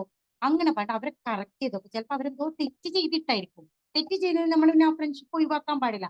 അവർക്കത് കറക്റ്റ് ചെയ്യുന്നവർ അവരുടെ കൂടെ തന്നെ നിൽക്കണം. അങ്ങനെയാണ് വേണം. അപ്പൊ അതിലൂടെ നമ്മൾ എന്താകും, കുറേ നമ്മുടെ ദേഷ്യങ്ങൾ ഈ ഫ്രണ്ടിലൂടെ നമ്മുടെ ദേഷ്യങ്ങൾ മാറാണ് അല്ലെ. അപ്പൊ ഇങ്ങനെയാണ് ഈ ഒരു 3 കാര്യങ്ങളിലൂടെ നമ്മൾ പോവാം. ഓക്കെ ഇൻഷാല്ല. അപ്പൊ നമ്മൾ റെക്കഗ്നൈസ് ചെയ്യുക, റിഫ്ലക്ട് ചെയ്യുക, റെസ്പോണ്ട് ചെയ്യുക. ഓക്കെ. അപ്പൊ നമ്മൾ ആദ്യം നമ്മളെ ദേഷ്യം തിരിച്ചറിയാണ്. പിന്നെ നെക്സ്റ്റ് നമ്മൾ എന്ത് ചെയ്യാണ്, അതെന്താ ചെയ്യേണ്ടത്, അതിനു വേണ്ടി എന്താ ചെയ്യേണ്ടത് അല്ലെ. പിന്നെ അതിനുള്ള മാർഗം കണ്ടെത്താം. അപ്പൊ മെയിൻലി ഞാൻ എന്താ നിങ്ങൾക്ക് പറഞ്ഞുതരാൻ പോകുന്നത്, പിന്നെ ഇതാണ് എന്തൊക്കെ ചെയ്താലാണ് നമ്മുടെ ഈ ആങ്കർ മാനേജ് ചെയ്യാൻ പറ്റുകയെന്നുള്ളത്. ഓക്കെ. നമ്മൾ സ്റ്റാർട്ട് ചെയ്ത് വരികയാണ്, കാരണങ്ങളൊക്കെ പറഞ്ഞു, എന്തുകൊണ്ടാണെന്നൊക്കെ പറഞ്ഞു. ഇനി നമ്മൾ പറയാൻ പോവാണ് ഇങ്ങനെയൊക്കെ കാര്യങ്ങൾ ചെയ്തിട്ട്, ഞാനിപ്പോ പറഞ്ഞിരുന്ന കാര്യങ്ങൾ ചെയ്തിട്ടും നമ്മൾ ആങ്കർ നമുക്ക് കൺട്രോൾ ചെയ്യാനും മാനേജ് ചെയ്യാനും പറ്റുന്നില്ലെങ്കിൽ നമ്മളൊരു ക്ലിനിക്കൽ സൈക്കോളജിസ്റ്റിനെ അല്ലെ കൗൺസിലറെ ഒക്കെ കണ്ടിട്ട് നമ്മളെ ശരിയാക്കി കൊണ്ടുവരണം കേട്ടോ. നീട്ടി വെക്കാൻ പാടില്ല. ആങ്കർ ആണല്ലോ അങ്ങനെ എല്ലാവർക്കും ഉണ്ടാകുന്ന വെച്ചിട്ട് തള്ളിക്കളയാനും പാടില്ല. അതിനെ കൊണ്ട് നമ്മുടെ റിലേറ്റീവ്സ് പിന്നെ നമ്മളെ ചുറ്റുപാടുള്ളവരൊക്കെ വിഷമിക്കുന്നുണ്ട്, അവർ നിങ്ങളെ വെറുക്കുന്നുണ്ട്. അപ്പൊ ഈ കാര്യങ്ങൾ ഞാൻ പറയാണ്, കുറച്ച് നന്നായിട്ടൊന്ന് എല്ലാവരും ഒന്ന് ശ്രദ്ധിക്കാം. ഫസ്റ്റ് ബ്രീത്തിങ് എക്സസൈസ് ആണ് കേട്ടോ. മോർണിംഗിൽ നമുക്ക് ദേഷ്യമൊന്നും വേണ്ട, ദേഷ്യം ഇല്ലാത്തവരും മോർണിംഗിൽ എഴുന്നേൽക്കുന്നപ്പോൾ നമ്മൾ നിസ്കരിക്കാനൊക്കെ എഴുന്നേൽക്കുന്നതായിരിക്കും അല്ലെ. പക്ഷെ അതിന്റെ മുന്നിൽ ഒന്ന് ജസ്റ്റ് ഒന്ന് ഇരുന്നിട്ട് നല്ല ചമ്രം പടിഞ്ഞിരിക്കാൻ പറ്റുന്നവർ അങ്ങനെ ഇരിക്കുക, അല്ലാത്തവര് സാധാ ഇരുന്നിട്ട് ഈ ഒരു മുദ്ര യൂസ് ചെയ്യുക അല്ലെ. എല്ലാരും പറയും ഇതൊക്കെ എന്തിനാണ്, യോഗികൾക്കുള്ളതാണ്, എല്ലാരും യോഗികൾ തന്നെയാണ് എന്ന് വിചാരിച്ചിട്ട് ഈ ഒരു മുദ്ര യൂസ് ചെയ്തിട്ട് നമ്മൾ എല്ലാത്തിൽ വെച്ചിട്ട് കണ്ണടച്ച് ഇരുന്ന് നന്നായിട്ട് ഇൻഹേൽ എക്സേൽ ചെയ്യും അല്ലെ. അത് ചിലര് ചെയ്യുന്നുണ്ട്, ഇപ്പൊ എല്ലാരും ചെയ്യുന്നുണ്ട്. പക്ഷെ ഇത് നല്ലൊരു ഇതാണ്. പിന്നെ ഈ ദേഷ്യം പിടിക്കുന്ന ചൂടാവുന്നില്ല, നമ്മുടെ മൈൻഡ് ചൂടാവുന്നില്ല, നല്ലൊരു പെർഫെക്റ്റ് എക്സസൈസ് ആണ്.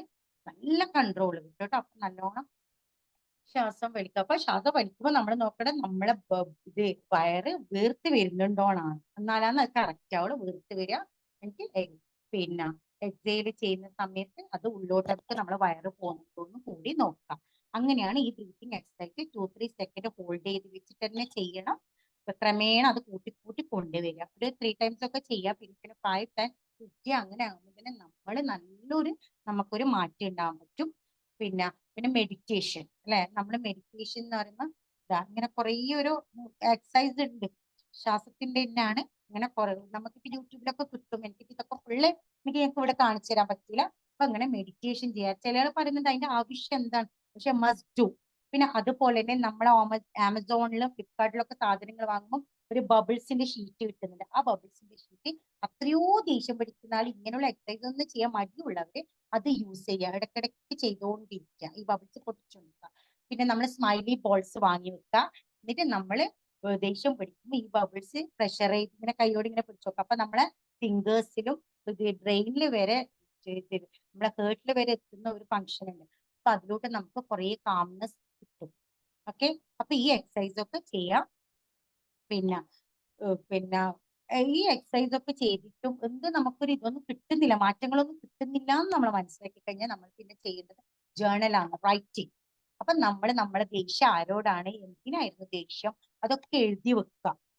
കലണ്ടറിൽ ഏത് ഡേറ്റിനാണ് ഉണ്ടായതെന്ന് സ്പോട്ട് ചെയ്ത് വെക്കുക.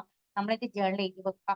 അവരോട് നമുക്ക് എന്താ ദേഷ്യം എന്നുള്ളത് എഴുതി വെച്ചിട്ട് നമുക്ക് എന്താ ചിലർക്ക് ഉണ്ടാവൂലേ അവരോട് കുത്തു കൊടുക്കണം അല്ലെ, ഇവന് ആൾക്കാരുടെ മുന്നിൽ വഷളാക്കണം, അങ്ങനെയുള്ള കാര്യങ്ങൾ തന്നെ എഴുതി വെക്കുക. എഴുതി വെച്ചിട്ട് 2 ദിവസം കഴിഞ്ഞിട്ട് ഒന്നുകൂടെ വായിച്ചു വെക്കുക. അപ്പാട് മനസ്സിൽ തോന്നുന്നു എന്തിനായിരുന്നു അവനോട് എനിക്ക് ദേഷ്യം, അവൻ എന്നോട് എന്താ കാണിച്ചത്, അവൻ ചെയ്തത് അത്രക്ക് വലിയ തെറ്റാണോ, അങ്ങനെ നമ്മൾ മൈൻഡ് പറയാൻ തോന്നും. അപ്പൊ അതിനാണ് ഈ ജേർണലിൽ ചെയ്തു വെക്കുന്നത് കേട്ടോ. പിന്നെ വരുന്നത് നമ്മൾ നമ്പർ റിവേഴ്സ് ആയിട്ട് കൗണ്ട് ചെയ്യാം 200 മുതൽ. ചിലർ 10, 9, 8 അതുകൊണ്ട് കേട്ടോ 200, 199, 198 അങ്ങനെ തന്നെ പറഞ്ഞ് റിവേഴ്സ് ആയിട്ട് കൗണ്ട് ചെയ്യാൻ തുടങ്ങാം. എന്ത് വൈഫോ മക്കളോ ആയിട്ട് എന്തെങ്കിലും ജഗട കൂടുമ്പോ ദേഷ്യം വരുമ്പോ ഉപ്പമാര് മെയിൻലി ചെയ്യേണ്ട നമ്പേഴ്സ് കൗണ്ട് ചെയ്തോണ്ടെന്ന് എന്റെ കേട്ടോ. എന്റെ തീരുമാനം എന്ന് വെച്ചാല് ജെൻസിന് ഉണ്ടാവുന്ന ദേഷ്യം മെയിൻലി ഇങ്ങനെ കൗണ്ടിങ്ങിലൂടെ അവർക്ക് വേഗം അത് ഇത് ചെയ്യാൻ പറ്റുമെന്നാണ്. ഇപ്പൊ കുറഞ്ഞു വരും കേട്ടോ ദേഷ്യം. പിന്നെ മെയിൻലി എന്ന് വെച്ചാല് പിന്നെ നമ്മൾ ഈ ഞാൻ ബബിൾസിന്റെ കാര്യം പറഞ്ഞു അല്ലെ, അതേപോലെ തന്നെ നമ്മൾ പണ്ട് ചെയ്യുന്ന ഒരു കാര്യം ഉണ്ടായിരുന്നു, ആരും ഓർത്തിട്ടുണ്ടോ? പിന്നെ ഗ്ലാസ് പേപ്പർ എടുത്തിട്ട് കൈ ഇങ്ങനെ ഇട്ടിട്ട് വായിലാക്കിയിട്ട് നമ്മളൊരു ബബിൾസ് ഉണ്ടാക്കും. അതിങ്ങനെ തിരിച്ചിട്ട് ഒരു പൊട്ടിക്കല്. അത് നല്ലൊരു മെത്തേഡാണ്, നമ്മൾ കുഞ്ഞുനാള് ചെയ്തതാണ്. അന്നേരം നമുക്ക് ആങ്കർ ഒക്കെ ശമിച്ചിട്ട് അങ്ങനെ ആയിട്ടുണ്ടാവുക. പക്ഷെ ഇപ്പൊ അതെന്താക്കും, ഇങ്ങനെ കിട്ടുന്നവർക്ക് ഇപ്പൊ മനസ്സിലായില്ലേ, ഗ്ലാസ് പേപ്പറിന് ഇങ്ങനെ കൈയിടാ, തൊള്ളയിട്ട് നമ്മൾ വായിൽ വെച്ചിട്ട് അതിങ്ങനെ തിരിച്ചു പിടിക്കുമ്പോ അത് വീർത്തിട്ടുണ്ടാവും. ആ വീർത്ത് നമ്മൾ പൊട്ടുമ്പോ നമ്മൾ ഒരു ദേഷ്യം അത് തീർന്നു, ഒരാളോടുള്ള ദേഷ്യം അങ്ങനെ തീർന്നു. അപ്പൊ നമ്മൾ ചെറുതിലൊക്കെ അത് ചെയ്തിട്ടുണ്ട്. ഇൻഷാ അല്ലാഹ് അത് ഫോളോ ചെയ്യാൻ നോക്കാം. അപ്പം തന്നെ നമ്മൾ കുറേ 2-3 പൊട്ടിക്കുമ്പോ അങ്ങനെ. പിന്നെ എനിക്കൊക്കെ ഒരു ഹാബിറ്റ് എന്ന് വെച്ചാൽ ഒരു പിന്നെ ഗ്ലാസ് പേപ്പർ കിട്ടിയാൽ മതി എന്നൊക്കെ ബേക്കറി സാധനം കൊണ്ടു ഞാൻ ഇപ്പോഴും ചെയ്തതാണ്. ഉമ്മ പറയും കുട്ടിക്കളി മാറിയില്ല. ഞാൻ അതെടുത്ത് ഊതി വീർപ്പിക്കുന്നു ഒന്ന് പൊട്ടിക്കാറ് ആരും മുന്നോട്ട് പൊട്ടിക്കാൻ പറയാം. ഉമ്മാടെ മോന്റെ ഒക്കെ മുന്നിൽ അവർക്ക് ദേഷ്യം വരുന്ന ആൾക്കാരെ അപ്പൊ അത് കൺട്രോൾ അവര് അത് കണ്ടിട്ട് ദേഷ്യം ആണ് ഉമ്മ എന്ന് പറയുന്നത് അവരെന്നെ പൊട്ടിച്ചിരിക്കും. അപ്പൊ അങ്ങനെ നമ്മൾ ഇങ്ങനെ ദേഷ്യമുള്ള ആളെ മുന്നിലൊക്കെ പോയിട്ട് അങ്ങനെ ചെയ്യാം. പിന്നെ ദേഷ്യം കൺട്രോൾ ചെയ്യാൻ വേറൊരു മാർഗം എന്ന് വെച്ചാൽ നമ്മുടെ ചെറുതില് മക്കൾസ് അവരെ ഡ്രസ്സസ് ഒക്കെ അവിടെ ഇവിടെ ഇട്ട് വെച്ചിട്ടുണ്ടാവും. അപ്പൊ അത് എടുത്തു വെക്കുമ്പോൾ നമ്മളിങ്ങനെ പിറുപിറുത്തോണ്ട് എടുത്തു ഈ പിള്ളേരെ കൊണ്ട് എന്തൊരു ശരിയാണ്. അത് അവിടെ ഇട്ട് ഇത് വിട്ടിട്ടല്ലേ അവരെ ടോയ്സ് ഒക്കെ ഉണ്ടാവും, ഡ്രസ്സൊക്കെ ഉണ്ടാവും. ചിലപ്പോ നമ്മൾ ഫ്രണ്ട്സിന്റെ ഒക്കെ വീട്ടിൽ പോയിട്ട് വരുമ്പോ ഇങ്ങനെ മെസ്സാക്കി വെച്ചിട്ടുണ്ടാവും അല്ലെ റൂമുകളും വീടുകളും. അപ്പൊ ആ സമയത്ത് നമ്മൾ പേഷ്യൻസ് അല്ലെ, അമ്മമാര് കുറെ പേഷ്യൻസ് അത് എടുത്തു വെച്ചിട്ടാണ് അല്ലെ. അപ്പൊ അതുപോലെ ഇപ്പൊ അത് കൺട്രോൾ ചെയ്യാൻ ഞാനൊരു ഐഡിയ പറഞ്ഞാൽ നമ്മുടെ വീട്ടിൽ എത്ര ചാരുണ്ടോ അത് കമിഴ്ത്തി വെക്കാം. എന്നിട്ട് നമ്മൾ ദേഷ്യം ഇല്ലാണ്ടാവാൻ വേണ്ടി അതെടുത്ത് തിരിച്ചു ആദ്യം വെക്കും. മോനോട് പറയാം അന്ന് കമിഴ്ത്തി വെക്കാം, എന്നിട്ട് നിങ്ങൾ എടുത്ത് അത് തിരിച്ചു വെക്കാം. അങ്ങനെ അങ്ങനെ അങ്ങനെ അങ്ങനെ വെച്ച് വെക്കുമ്പോൾ നമ്മൾ കുറെ ഇപ്പൊ നമുക്ക് ദേഷ്യം വരും അല്ലെ. ഇപ്പൊ നമുക്കൊരു 2 സാധനം നമ്മുടെ കയ്യിൽ നിന്ന് ഒരിക്കൽ കൂടി അത് എടുത്തു വെക്കും, മറ്റേതൊന്നും അത് എടുത്തു വെക്കും. ഇതിന്റെ നമുക്ക് ദേഷ്യം എന്തൊരു ശല്യം ഇത് എന്ന് പറയും അല്ലെ. അപ്പൊ അങ്ങനെയുള്ള കാര്യങ്ങളൊക്കെ റിലാക്സ് ആവാൻ വേണ്ടി ഈ സൺഡേസ് ലീവുള്ള ടൈമിലൊക്കെ വർക്കിങ്ങിന് പോകുന്ന പാരന്റ്സ് ആണെങ്കിൽ ഈ ചെയറൊക്കെ കമിഴ്ത്തി വെച്ചിട്ട് അത് തിരിച്ചു വെക്കാൻ ശ്രമിക്കാം. മക്കളോട് പറയാം കമിഴ്ത്തി തരാൻ, നിങ്ങൾ എടുത്തു വെക്കാം. അപ്പൊ നിങ്ങൾക്ക് ഒരു എക്സസൈസും ആയി, നിങ്ങൾക്ക് മൈൻഡിന് നല്ലൊരു ഇത് വരും, ഗ്ലാമർ വരും കേട്ടോ. അത് എന്തായാലും ചെയ്ത് നോക്കൂ കേട്ടോ. ഇൻഷാ അല്ലാഹ് എല്ലാവരും നല്ല ഇതിലേക്ക് വരും എന്ന് വിചാരിക്കുന്നു. അങ്ങനെ നമുക്ക് കുറേ ടെൻഷൻ ആങ്കർ ഒക്കെ ഇല്ലാണ്ടാക്കാൻ പറ്റും. ഇങ്ങനെയുള്ള ഞാൻ ഇപ്പൊ പറഞ്ഞ കാര്യങ്ങളൊക്കെ ഉണ്ടല്ലോ, ഇതൊക്കെ നമ്മൾ നന്നായിട്ട് തന്നെ ഫോളോ ചെയ്യാൻ തന്നെ നോക്കണം. ഈ എക്സസൈസ് ബ്രീത്തിങ് എക്സസൈസ് ഒരിക്കലും വേണ്ടെന്ന് വെക്കാൻ പാടില്ല, അത് നന്നായിട്ട് ചെയ്യാം. ഓക്കെ, അപ്പൊ ഇങ്ങനെയുള്ള ഞാൻ പറഞ്ഞ ഇന്ന് പോയിട്ട് എല്ലാവരും ഗ്ലാസ് പേപ്പർ ഒക്കെ എടുത്ത് വെച്ചോ, നല്ല കാര്യമാണ്. അതൊക്കെ പൊട്ടിക്കുമ്പോ നമ്മളെ കുറെ ആങ്കർ മാറി കിട്ടും. പിന്നെ ഞാൻ പറഞ്ഞു ഇതൊക്കെ ചെയ്തിട്ട് പറ്റുന്നില്ല നമ്മൾ എന്തായാലും ഒരു സൈക്കോളജിസ്റ്റിനെ, ക്ലിനിക്കൽ സൈക്കോളജിസ്റ്റിനെ കാണാം. പിന്നെ CBT തെറാപ്പി ഉണ്ട്, അവര് കൗൺസിലേഴ്സ് ചെയ്തു തരും. പിന്നെ നല്ല പ്രൊഫഷണൽ ആയിട്ടുള്ള കൗൺസിലേഴ്സ് ഒക്കെ അത് ചെയ്യണം. അതായത് CBT പറഞ്ഞാൽ കോഗ്നിറ്റീവ് ബിഹേവിയർ തെറാപ്പി. നമ്മുടെ സ്വഭാവങ്ങളിലൊക്കെ നമുക്ക് കുറെ സ്വഭാവങ്ങൾ മാറ്റാനുണ്ടാവും. അപ്പൊ അങ്ങനെയുള്ളതൊക്കെ അപ്പൊ ആരിങ്ങനെയുള്ള സ്ഥലങ്ങളിൽ പോകാൻ മടിക്കണ്ട കേട്ടോ. നമുക്ക് വേണ്ടിയാണ്, നമ്മൾ നന്നാവാൻ വേണ്ടിയാന്ന് നമ്മൾ തന്നെ എഫേർട്ട് എടുത്തിട്ട് പോകണം. പിന്നെ നിങ്ങളുടെ സ്പൗസിന് അല്ല കൂടെയുള്ള ആരാണെന്ന് വെച്ചാൽ അവരോട് സംസാരിച്ചിട്ട് അത് മാറ്റിയെടുക്കണം. ചെറിയ ജെൻസ് ആയിട്ടുള്ള ആൾക്കാർ വീട്ടിൽ മെയിൻ അവർക്കൊക്കെ ദേഷ്യം ഉണ്ടെങ്കിൽ എന്തായാലും കൺട്രോൾ ചെയ്തിട്ട് തന്നെ പോകണം. ഇനി അങ്ങോട്ടുള്ള നമ്മുടെ ലൈഫ് അതിനൊക്കെ വേണ്ടിയാണ്. അല്ലെ, നമുക്ക് മക്കളുണ്ട്, അവർക്കൊക്കെ നമ്മളെ കണ്ടിട്ട് കുട്ടികൾ പഠിക്കുന്നു, ദേഷ്യം ഉണ്ടാവുന്ന മക്കളുണ്ട്. അപ്പൊ അതൊക്കെ ഇല്ലാണ്ടിട്ട് നമ്മൾ തന്നെ മുന്നോട്ട് വരണം. ഓക്കെ, അപ്പൊ ഇതാണ് ഇന്ന് ഞാൻ ഇതൊക്കെ പറഞ്ഞിട്ടുള്ളത്. അപ്പൊ എല്ലാവരും സെൽഫ് കൺട്രോളിൽ തന്നെ നിർത്തുക എല്ലാ കാര്യങ്ങളും. പിന്നെ ദേഷ്യം ഉണ്ടെങ്കിൽ ചെറിയ ദേഷ്യം എന്തായാലും കാണിക്കണം കേട്ടോ. ദേഷ്യം ഉണ്ടെങ്കിൽ അത് നമ്മൾ പ്രകടിപ്പിക്കുക തന്നെ വേണം. അത് അധികം സപ്രസ് ചെയ്ത് വെക്കാൻ പാടില്ല. അപ്പൊ എന്താണ്, പിന്നെ വേണ്ടാത്തടുത്ത് ദേഷ്യം കാണിക്കുമ്പോഴാണ് പിശാചായിട്ട് മാറുക. വേണ്ടുന്നിടത്ത് നമ്മൾ ദേഷ്യം കാണിച്ചേ പറ്റൂ. ഓക്കെ, അപ്പൊ വേണ്ടാത്തടുത്ത് കാണിച്ചാൽ എന്താവും, അത് പിശാചിലേക്ക് പോകുന്ന പോലെ ഭയങ്കരമായിട്ട് പോകും. പക്ഷെ വേണ്ടെടുത്ത് ദേഷ്യം കാണിച്ചു കഴിഞ്ഞാൽ അത് നല്ലതിനായിരിക്കും. ഇപ്പൊ ഭാര്യ ഭർത്താവൊക്കെ ചെറിയ ചെറിയ പിണക്കങ്ങളൊക്കെ ഇല്ലേ, അത് അതുപോലെ ചെറുതായിട്ട് കൊണ്ടുപോയാൽ അവരുടെ സ്നേഹം വർദ്ധിക്കും. ഇപ്പൊ മക്കളോടായാലും നമ്മളിപ്പോ ഞാൻ പറഞ്ഞ ഇങ്ങനെ മെസ്സായിട്ട് ഇട്ടേന് അതിനൊരു ദേഷ്യം നമ്മൾ കാണിക്കുന്നു. നമ്മൾ എന്ത് ചെയ്യുക, ആ റൂമിന്റെ ഡോറങ്ങ് പിടിച്ച് വലിച്ചടക്കുക. അല്ലെങ്കിൽ എനിക്കൊക്കെ ഇതാണ്. ഇപ്പൊ ഉമ്മ എന്തെങ്കിലും ദേഷ്യം കാണിക്കും, ഉമ്മ അധികം പറയില്ല, പക്ഷെ ഉമ്മമാരുടെ ഡോറിങ്ങനെ അടക്കും. അപ്പൊ എനിക്ക് ഉമ്മക്ക് എന്തോ സങ്കടവും ദേഷ്യവും ഉണ്ടായിരുന്നു. അപ്പൊ അതൊക്കെ ചെറിയ ചെറിയ മെത്തേഡാണ്. പിന്നെ ഇപ്പൊ ഫോൺ യൂസ് ചെയ്യുന്ന മക്കളായോണ്ട് മെല്ലനെ പോയിട്ട് ഇങ്ങനെ പറയണം. എന്തെങ്കിലും ദേഷ്യമൊക്കെ പിടിച്ചു കഴിഞ്ഞാൽ അവരടുത്ത് വിട്ട് തട്ടി വിളിച്ചിട്ട് തന്നെ അവരോട് പറയണം, ഞാൻ എന്താ സങ്കടം എന്തുകൊണ്ടാണ്. അവർ ദേഷ്യപ്പെടും, ഫോണൊക്കെ മാറ്റി വെക്കാൻ പറയും. അപ്പൊ നല്ല രീതിയിൽ അവർ ഉറങ്ങാൻ പോകുമ്പോ നമ്മൾ അടുത്ത് പോയിട്ട് കടന്നിട്ട് ദേഷ്യത്തിനെ പറ്റിയിട്ടൊക്കെ സങ്കടാന്നുള്ള ഇതിൽ പോയിട്ട് സംസാരിച്ച് അതെന്തായാലും മാറ്റിയെടുക്കണം കേട്ടോ. നമ്മളെ ചെറിയ മക്കളാണ്, ഇനി നമുക്ക് ഭാവി തലമുറകളായിട്ട് നല്ല മക്കളായിട്ട് വരേണ്ടതാണ്. അപ്പൊ മെയിൻലി നമ്മൾ തന്നെ പാരന്റ്സ് അമ്മമാരെ എടുക്കണം. അതുപോലെ പപ്പമാര് സപ്പോർട്ടായിട്ട് ഉമ്മമാരെ നിൽക്കണം. അവരെ മുന്നിൽ കുറ്റങ്ങൾ പറയരുത്. ഉമ്മമാരെ കുറ്റങ്ങൾ പറയാം, അവർക്കുള്ള ദേഷ്യം നിനക്കുള്ളത് എന്ന് പറയാൻ പാടില്ല. ഓക്കെ, അപ്പൊ പാരന്റ്സ് ഉപ്പമാര് നല്ല കൺട്രോളിൽ ഉമ്മമാരെ കൂട്ടിപ്പിടിച്ച് മക്കളെയും കൂട്ടിപ്പിടിച്ച് നമുക്ക് നല്ല മക്കള് നമുക്ക് ഉണ്ടാവട്ടെ നല്ലത് ആശംസിച്ചുകൊണ്ട് ഞാൻ എൻ്റെ ഈ ഒരു നിർത്താണ്. ഇൻഷാ അല്ലാഹ് എന്തെങ്കിലും ഇതുണ്ടെങ്കിൽ പറയാം, പിന്നെ ചോദിക്കാം. ഇനി എന്തെങ്കിലും പറയാനെങ്കിൽ പിന്നെ അതിനുള്ള സെഷനാണ്. ഞാൻ ഫൈസൽ സാറിലേക്ക് മാറാം. ഓക്കെ, താങ്ക് യു റസിന മാം. വളരെ പ്രസക്തമായിട്ടുള്ള ഒരു ടോപ്പിക്കിനെ അധികരിച്ചുകൊണ്ടാണ് മാം ഇത്രയും നേരം ഇവിടെ സംസാരിച്ചത്. ആങ്കർ മാനേജ് ചെയ്യുക എന്നുള്ളത് ഏതൊരു മനുഷ്യനെ സംബന്ധിച്ചിടത്തോളം അല്ലെ, ദേഷ്യപ്പെടുന്ന ആളുകളെ ആർക്കും ഇഷ്ടമല്ല അല്ലെ. ആങ്കർ വരുന്ന ആരെങ്കിലും ഇഷ്ടമുണ്ടോ? നമ്മളെ ഭാര്യ, അല്ലെങ്കിൽ നമ്മളെ ഭർത്താവ്, ഈവൻ മാതാപിതാക്കളാവട്ടെ, മക്കളാവട്ടെ, നമ്മുടെ മാനേജർ ആവട്ടെ, തിരിച്ച് എംപ്ലോയി ആവട്ടെ, ടീച്ചർ, സ്റ്റുഡന്റ്, ഇങ്ങനെ ഏത് മേഖലയിൽ പോയി കഴിഞ്ഞാലും അങ്ങനെ ഈ ഒരു ആങ്കർ മാനേജ് ചെയ്യുക എന്നുള്ളത് ഒരു മനുഷ്യനെ സംബന്ധിച്ചിടത്തോളം, അതുകൊണ്ടാണ് ആങ്കർ മാനേജ്മെന്റ് എന്നുള്ളത് ഒരു ലൈഫ് സ്കില്ലോ അതല്ലെങ്കിൽ സോഫ്റ്റ് സ്കില്ലോ ആയി എണ്ണപ്പെടുന്നത് അല്ലെ. ഇത് മാനേജ് ചെയ്യാൻ പറ്റാത്ത ഒരാൾക്ക് ജീവിതത്തിൽ സർവൈവ് ചെയ്യാൻ പറ്റില്ല. അപ്പൊ അത് പഠിച്ചെടുക്കുക എന്നുള്ളത്, നമ്മൾ മറ്റെന്തും പഠിച്ചെടുക്കുന്നതിനേക്കാൾ നമ്മൾ ഏറ്റവും ആദ്യം പഠിച്ചെടുക്കേണ്ടതാണ് ലൈഫ് സ്കില്ലുകളും സോഫ്റ്റ് സ്കില്ലുകളും.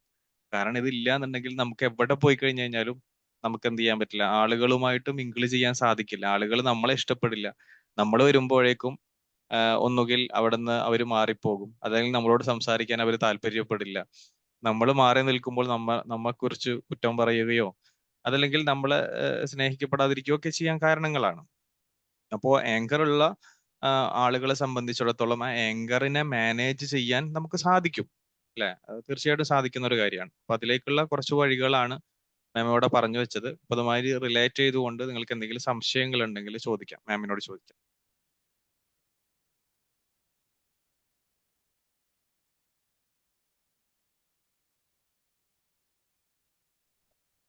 സാറേ, ഞാൻ സബീറാണ്. സബീർ സാറേ.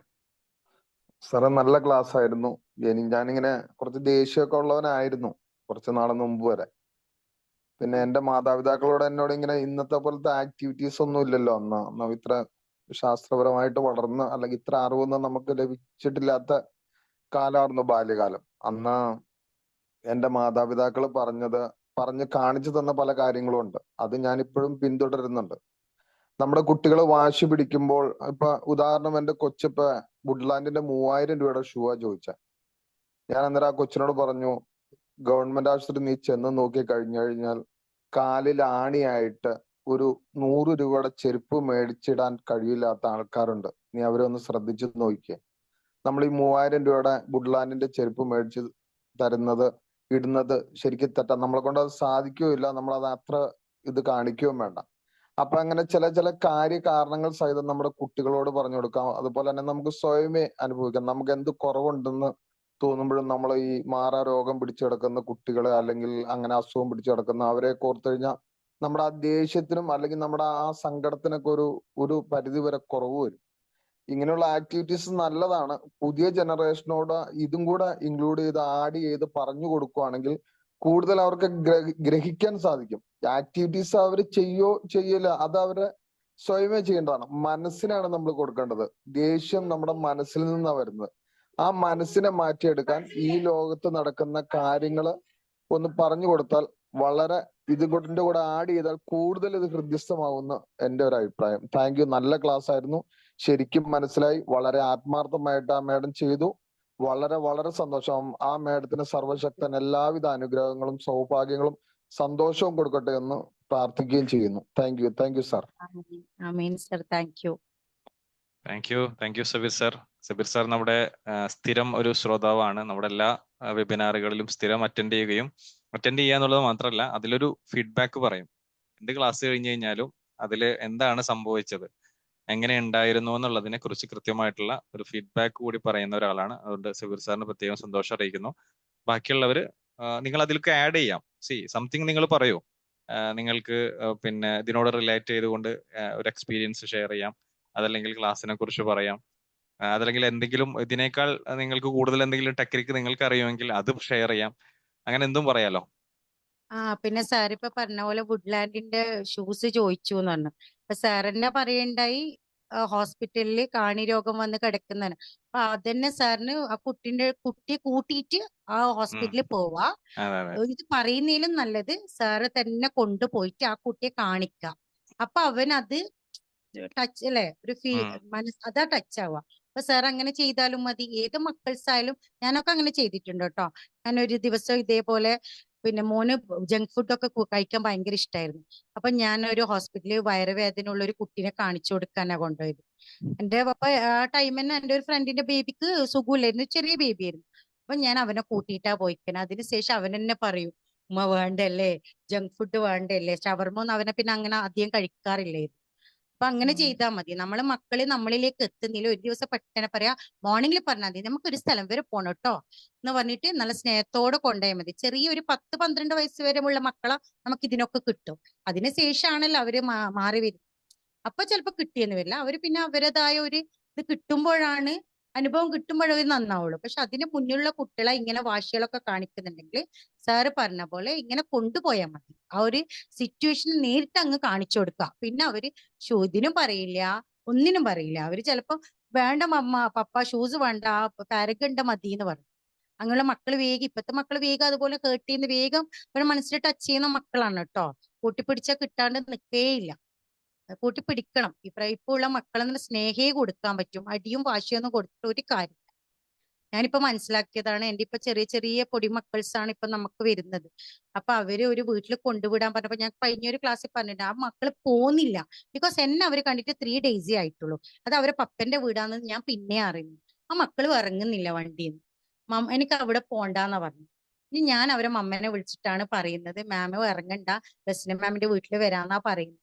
അങ്ങനെ ഞാൻ ഐഡിയ എടുത്തു.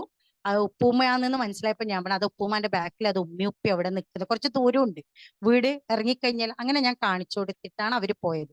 അപ്പൊ അങ്ങനെ നമ്മളെ മക്കള് എന്ന് വെച്ചാൽ നമ്മള് അല്ലെ ഒരു 3 ഡേയ്സ് കൊണ്ട് എന്നെ ഇഷ്ടപ്പെടാന്ന് വെച്ചാല് അല്ലെ, എത്രയോ അവര് 3 വയസ്സായി. അപ്പം നിന്ന വീട്ടിനെക്കടെ എന്നെ 3 ഡേയ്സ് കൊണ്ട് ഇഷ്ടപ്പെട്ടു. അപ്പൊ അതാ പറഞ്ഞ, കൂട്ടിപ്പിടിച്ചാൽ കിട്ടാണ്ടിരിക്കൂല. അപ്പൊ അതേപോലെ നമ്മള് നിന്നാ മതി. നമ്മൾ അവരിൽ ഒന്നും ഏൽപ്പിക്കണ്ട. അവരെങ്ങനെയാണോ അതിൽ നിന്ന് നല്ലത് കാര്യങ്ങൾ അവനെ മനസ്സിലാക്കി കൊണ്ടുവന്നാൽ മതി. മാഷാ അല്ലാഹ് ശരിയാവും. ഇൻഷാ അല്ലാഹ് ദുആ ചെയ്യാം. വേറെ ആരെങ്കിലും ഉണ്ടോ? ചോദിക്കുന്നുണ്ടോ? ഹലോ സാർ, റസിന മാം, മാം പറയൂ. നമസ്കാരം. നമസ്കാരം. തീർച്ചയായിട്ടും ക്ലാസ് വളരെ നല്ല ക്ലാസ് ആയിരുന്നു. ആങ്കർ മാനേജ്മെന്റ് അല്ലെ, നമ്മുടെ ജീവിതത്തിൽ എപ്പോഴും ആങ്കർ ആണല്ലോ എല്ലാവരുടെയും മെയിൻ പ്രശ്നം. ഈ ലോകത്തിലെ എല്ലാ പ്രശ്നങ്ങൾക്കും കാരണവും ആങ്കറാണ്. അതെ, പ്രത്യേകിച്ച് ന്യൂസ് പേപ്പർ എടുത്താൽ തന്നെ എന്തെങ്കിലും ഒന്നോ രണ്ടോ വാക്ക് അങ്ങോട്ട് ഇങ്ങോട്ടും പറഞ്ഞു കഴിഞ്ഞാൽ ഉടനെ അയാളെ കൊലപ്പെടുത്താനോ അല്ലെ, എല്ലാ കാര്യങ്ങളും നമ്മൾ എപ്പോഴും മാനേജ്മെന്റ് വളരെ പ്രസക്തമായ ഒരു ടോപ്പിക്കാണ്. മാം പറഞ്ഞ പോയിന്റ്സ് മനസ്സിലായി. അതൊന്ന് റീക്യാപ്പ് ചെയ്താൽ നന്നായിരിക്കും. ഞാൻ മാക്സിമം നോക്കിയിട്ടുണ്ട്. പിന്നെ ഞാന് എന്താ ചെയ്യുന്നതെന്ന് ചോദിച്ചാൽ, ആങ്കർ വരുമ്പോ ഈ പറഞ്ഞതുപോലെ നിശബ്ദത പാലിക്കുക എന്നുള്ളതാണ് എന്റെ ഗോൾസ്. രണ്ട് കൈ കൂട്ടിയടിക്കുമ്പോഴല്ലേ ഒച്ച കേൾക്കത്തുള്ളൂ. അതന്നെ, ഒരു കൈ സൈലന്റ് ആയി അങ്ങോട്ട് ഒരാള് സൈലന്റ് ആയി നിന്നാലും അടച്ചു വെച്ചാൽ ഒച്ച വരത്തില്ലല്ലോ. പിന്നെ അതിന് അതൊക്കെ കഴിഞ്ഞ് റിലാക്സ് ആയിക്കഴിഞ്ഞാൽ നമ്മൾ ഇതിനെപ്പറ്റിട്ട് ഒന്ന് സംസാരിക്കാം, അടുത്തിരുന്നിട്ട് സംസാരിക്കാം. മക്കളോടായാലും എന്തിനായിരുന്നു ആ ഒരു കാര്യം, അതിന്റെ ആവശ്യം ഉണ്ടായിരുന്നു, അവിടെ ഒച്ച ഉണ്ടാക്കേണ്ട ആവശ്യം ഉണ്ടായിരുന്നു എന്ന് പറഞ്ഞിട്ട് നമ്മൾ പിന്നെ നല്ല ഫ്രണ്ട്ലി സംസാരിക്കുമ്പോൾ അവിടെ ലവ് അല്ലേ കൂടുന്നത്, ഇവിടെ സ്നേഹവും ബഹുമാനവും ഒക്കെ കൂടാണ്. മക്കളിലായാലും ഹസ്ബൻഡിലായാലും ഒക്കെ നല്ല കാര്യം. ടീച്ചേഴ്സ് ഒക്കെ ആകുമ്പോഴത്തേക്കും എന്താണെങ്കിലും നമ്മൾ കുട്ടികളെ സ്നേഹിച്ചാൽ മാത്രമേ, വലിയ കുട്ടികളാണെങ്കിലും ചെറിയ കുട്ടികളാണെങ്കിലും നമ്മൾ സ്നേഹിച്ചാൽ മാത്രമേ കാര്യങ്ങൾ നടക്കത്തുള്ളൂ. പ്രത്യേകിച്ച് വലിയവരെ, കൊച്ചുങ്ങളെ നമ്മൾ സ്നേഹിക്കില്ല, വലുതുങ്ങളെ ആകുമ്പോഴല്ലേ അതുവരിക്കാൻ നല്ലോണം കൊടുക്കണം. 17 തൊട്ടുള്ള വയസ്സുള്ള കുട്ടികളെ ആയിരുന്നു 10-30 വർഷമായിട്ട് പഠിപ്പിച്ചുകൊണ്ടിരുന്നത്. റിട്ടയർ ആയി കഴിഞ്ഞ വർഷം. അപ്പം അത്രയും കാലങ്ങളുടെ ഇടയ്ക്ക് ഞാൻ എത്ര വഴക്ക് പറഞ്ഞാൽ പോലും കുട്ടികൾ എന്നോടൊരു ദേഷ്യം വെക്കാറില്ല. പക്ഷെ ഞാൻ നന്നായിട്ട് ദേഷ്യപ്പെടുകയും ചെയ്യും. അത് കഴിയുമ്പോൾ അവരെ സ്നേഹിക്കുകയും ചെയ്യുന്നത് കൊണ്ട് കൊച്ചുങ്ങൾക്ക് ഭയങ്കര ഇഷ്ടമാണ്. അതേസമയം വേറെ ഏതെങ്കിലും ഒരു ടീച്ചർ എന്തെങ്കിലും ഒന്ന് പറഞ്ഞിട്ടുണ്ടെങ്കിൽ അവരത് വലിയ ഇഷ്യൂ ആയിട്ട് പൊക്കി പിടിക്കുകയും ചെയ്യും. പൊക്കി പിടിക്കാതെ ഞാനൊക്കെ അങ്ങനെ ചെറുതായിട്ടൊന്ന് ഒച്ചയെടുക്കും. ചെറുതായിട്ടൊന്ന് ഒച്ചയെടുക്കും, അതേപോലെ ഇപ്പുറത്ത് വന്നിട്ട് സ്നേഹിക്കും. അപ്പോഴത്തേക്ക് നമ്മള് പറഞ്ഞ ആ ദേഷ്യമൊക്കെ അവര് മറന്നിട്ടുണ്ടാവും. അതെങ്ങനെ അങ്ങനെ അതൊരു നല്ല ഐഡിയ ആണ്. അത് അങ്ങനെ കൊണ്ടുപോകുന്ന തന്നെയാ വേണ്ടത്. അങ്ങനെ കൊണ്ടുപോകണം. അതാണ്. അപ്പം കുട്ടികൾക്ക് നമ്മളോട് ഒരു സ്നേഹമുണ്ട്.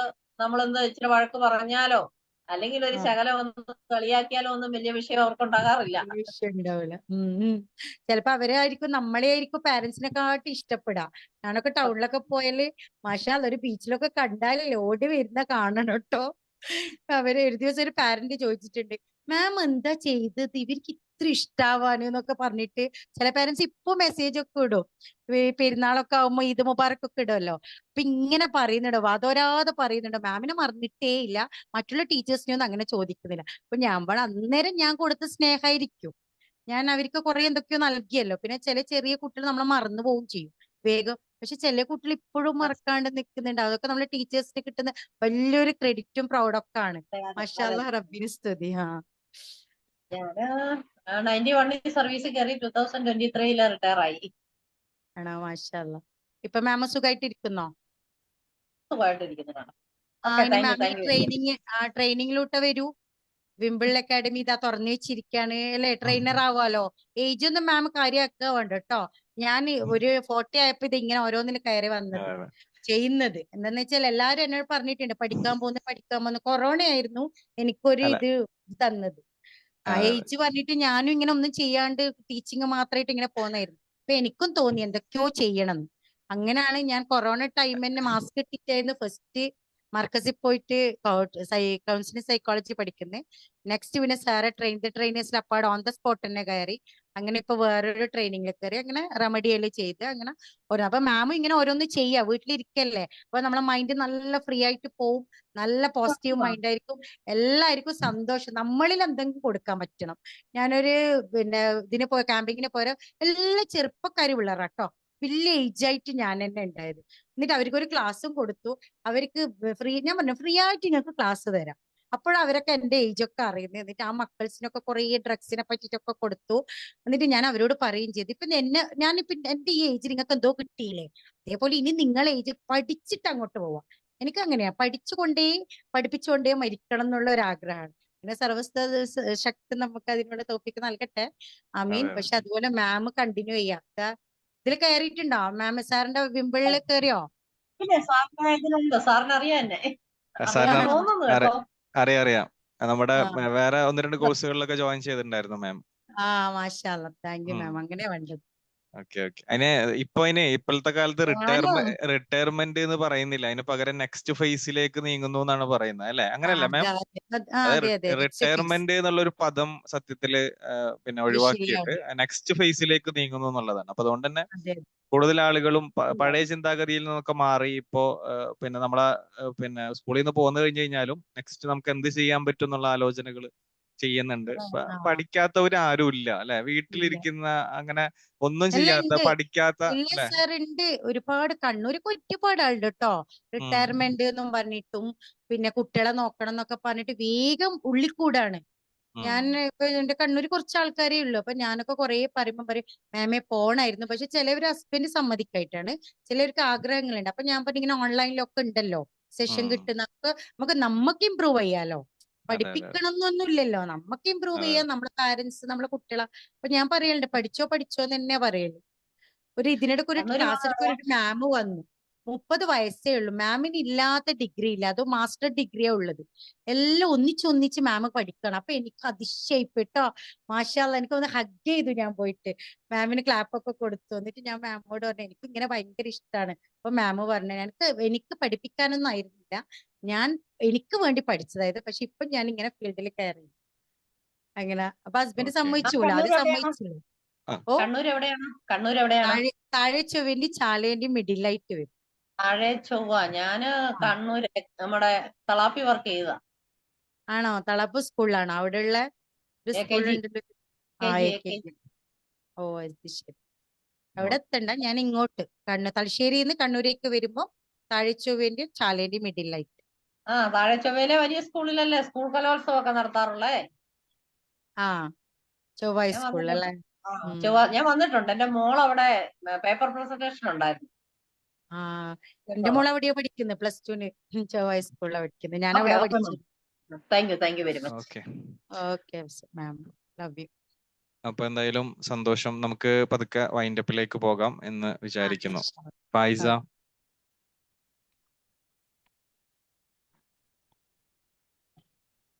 Okay, thank you Raseena ma'am. Anchor മാനേജ്മെന്റിനെ കുറിച്ച് ഒരുപാട് കാര്യങ്ങൾ പറഞ്ഞു തന്നതിന് ഒരുപാട് നന്ദി. അതുപോലെ തന്നെ അതിനെ കുറിച്ച് ഫീഡ്ബാക്ക് പറഞ്ഞവർക്കും, ക്ലാസ് തന്ന റസീന മാമിനും, അതുപോലെ തന്നെ ഈ ഒരു മണിക്കൂർ ആ ക്ലാസ് കേട്ട എല്ലാവർക്കും വിമ്പിൾ അക്കാദമിയുടെ പേരിലും എന്റെ സ്വന്തം പേരിലും ഒരുപാട് നന്ദി പറയും. Thank you so much.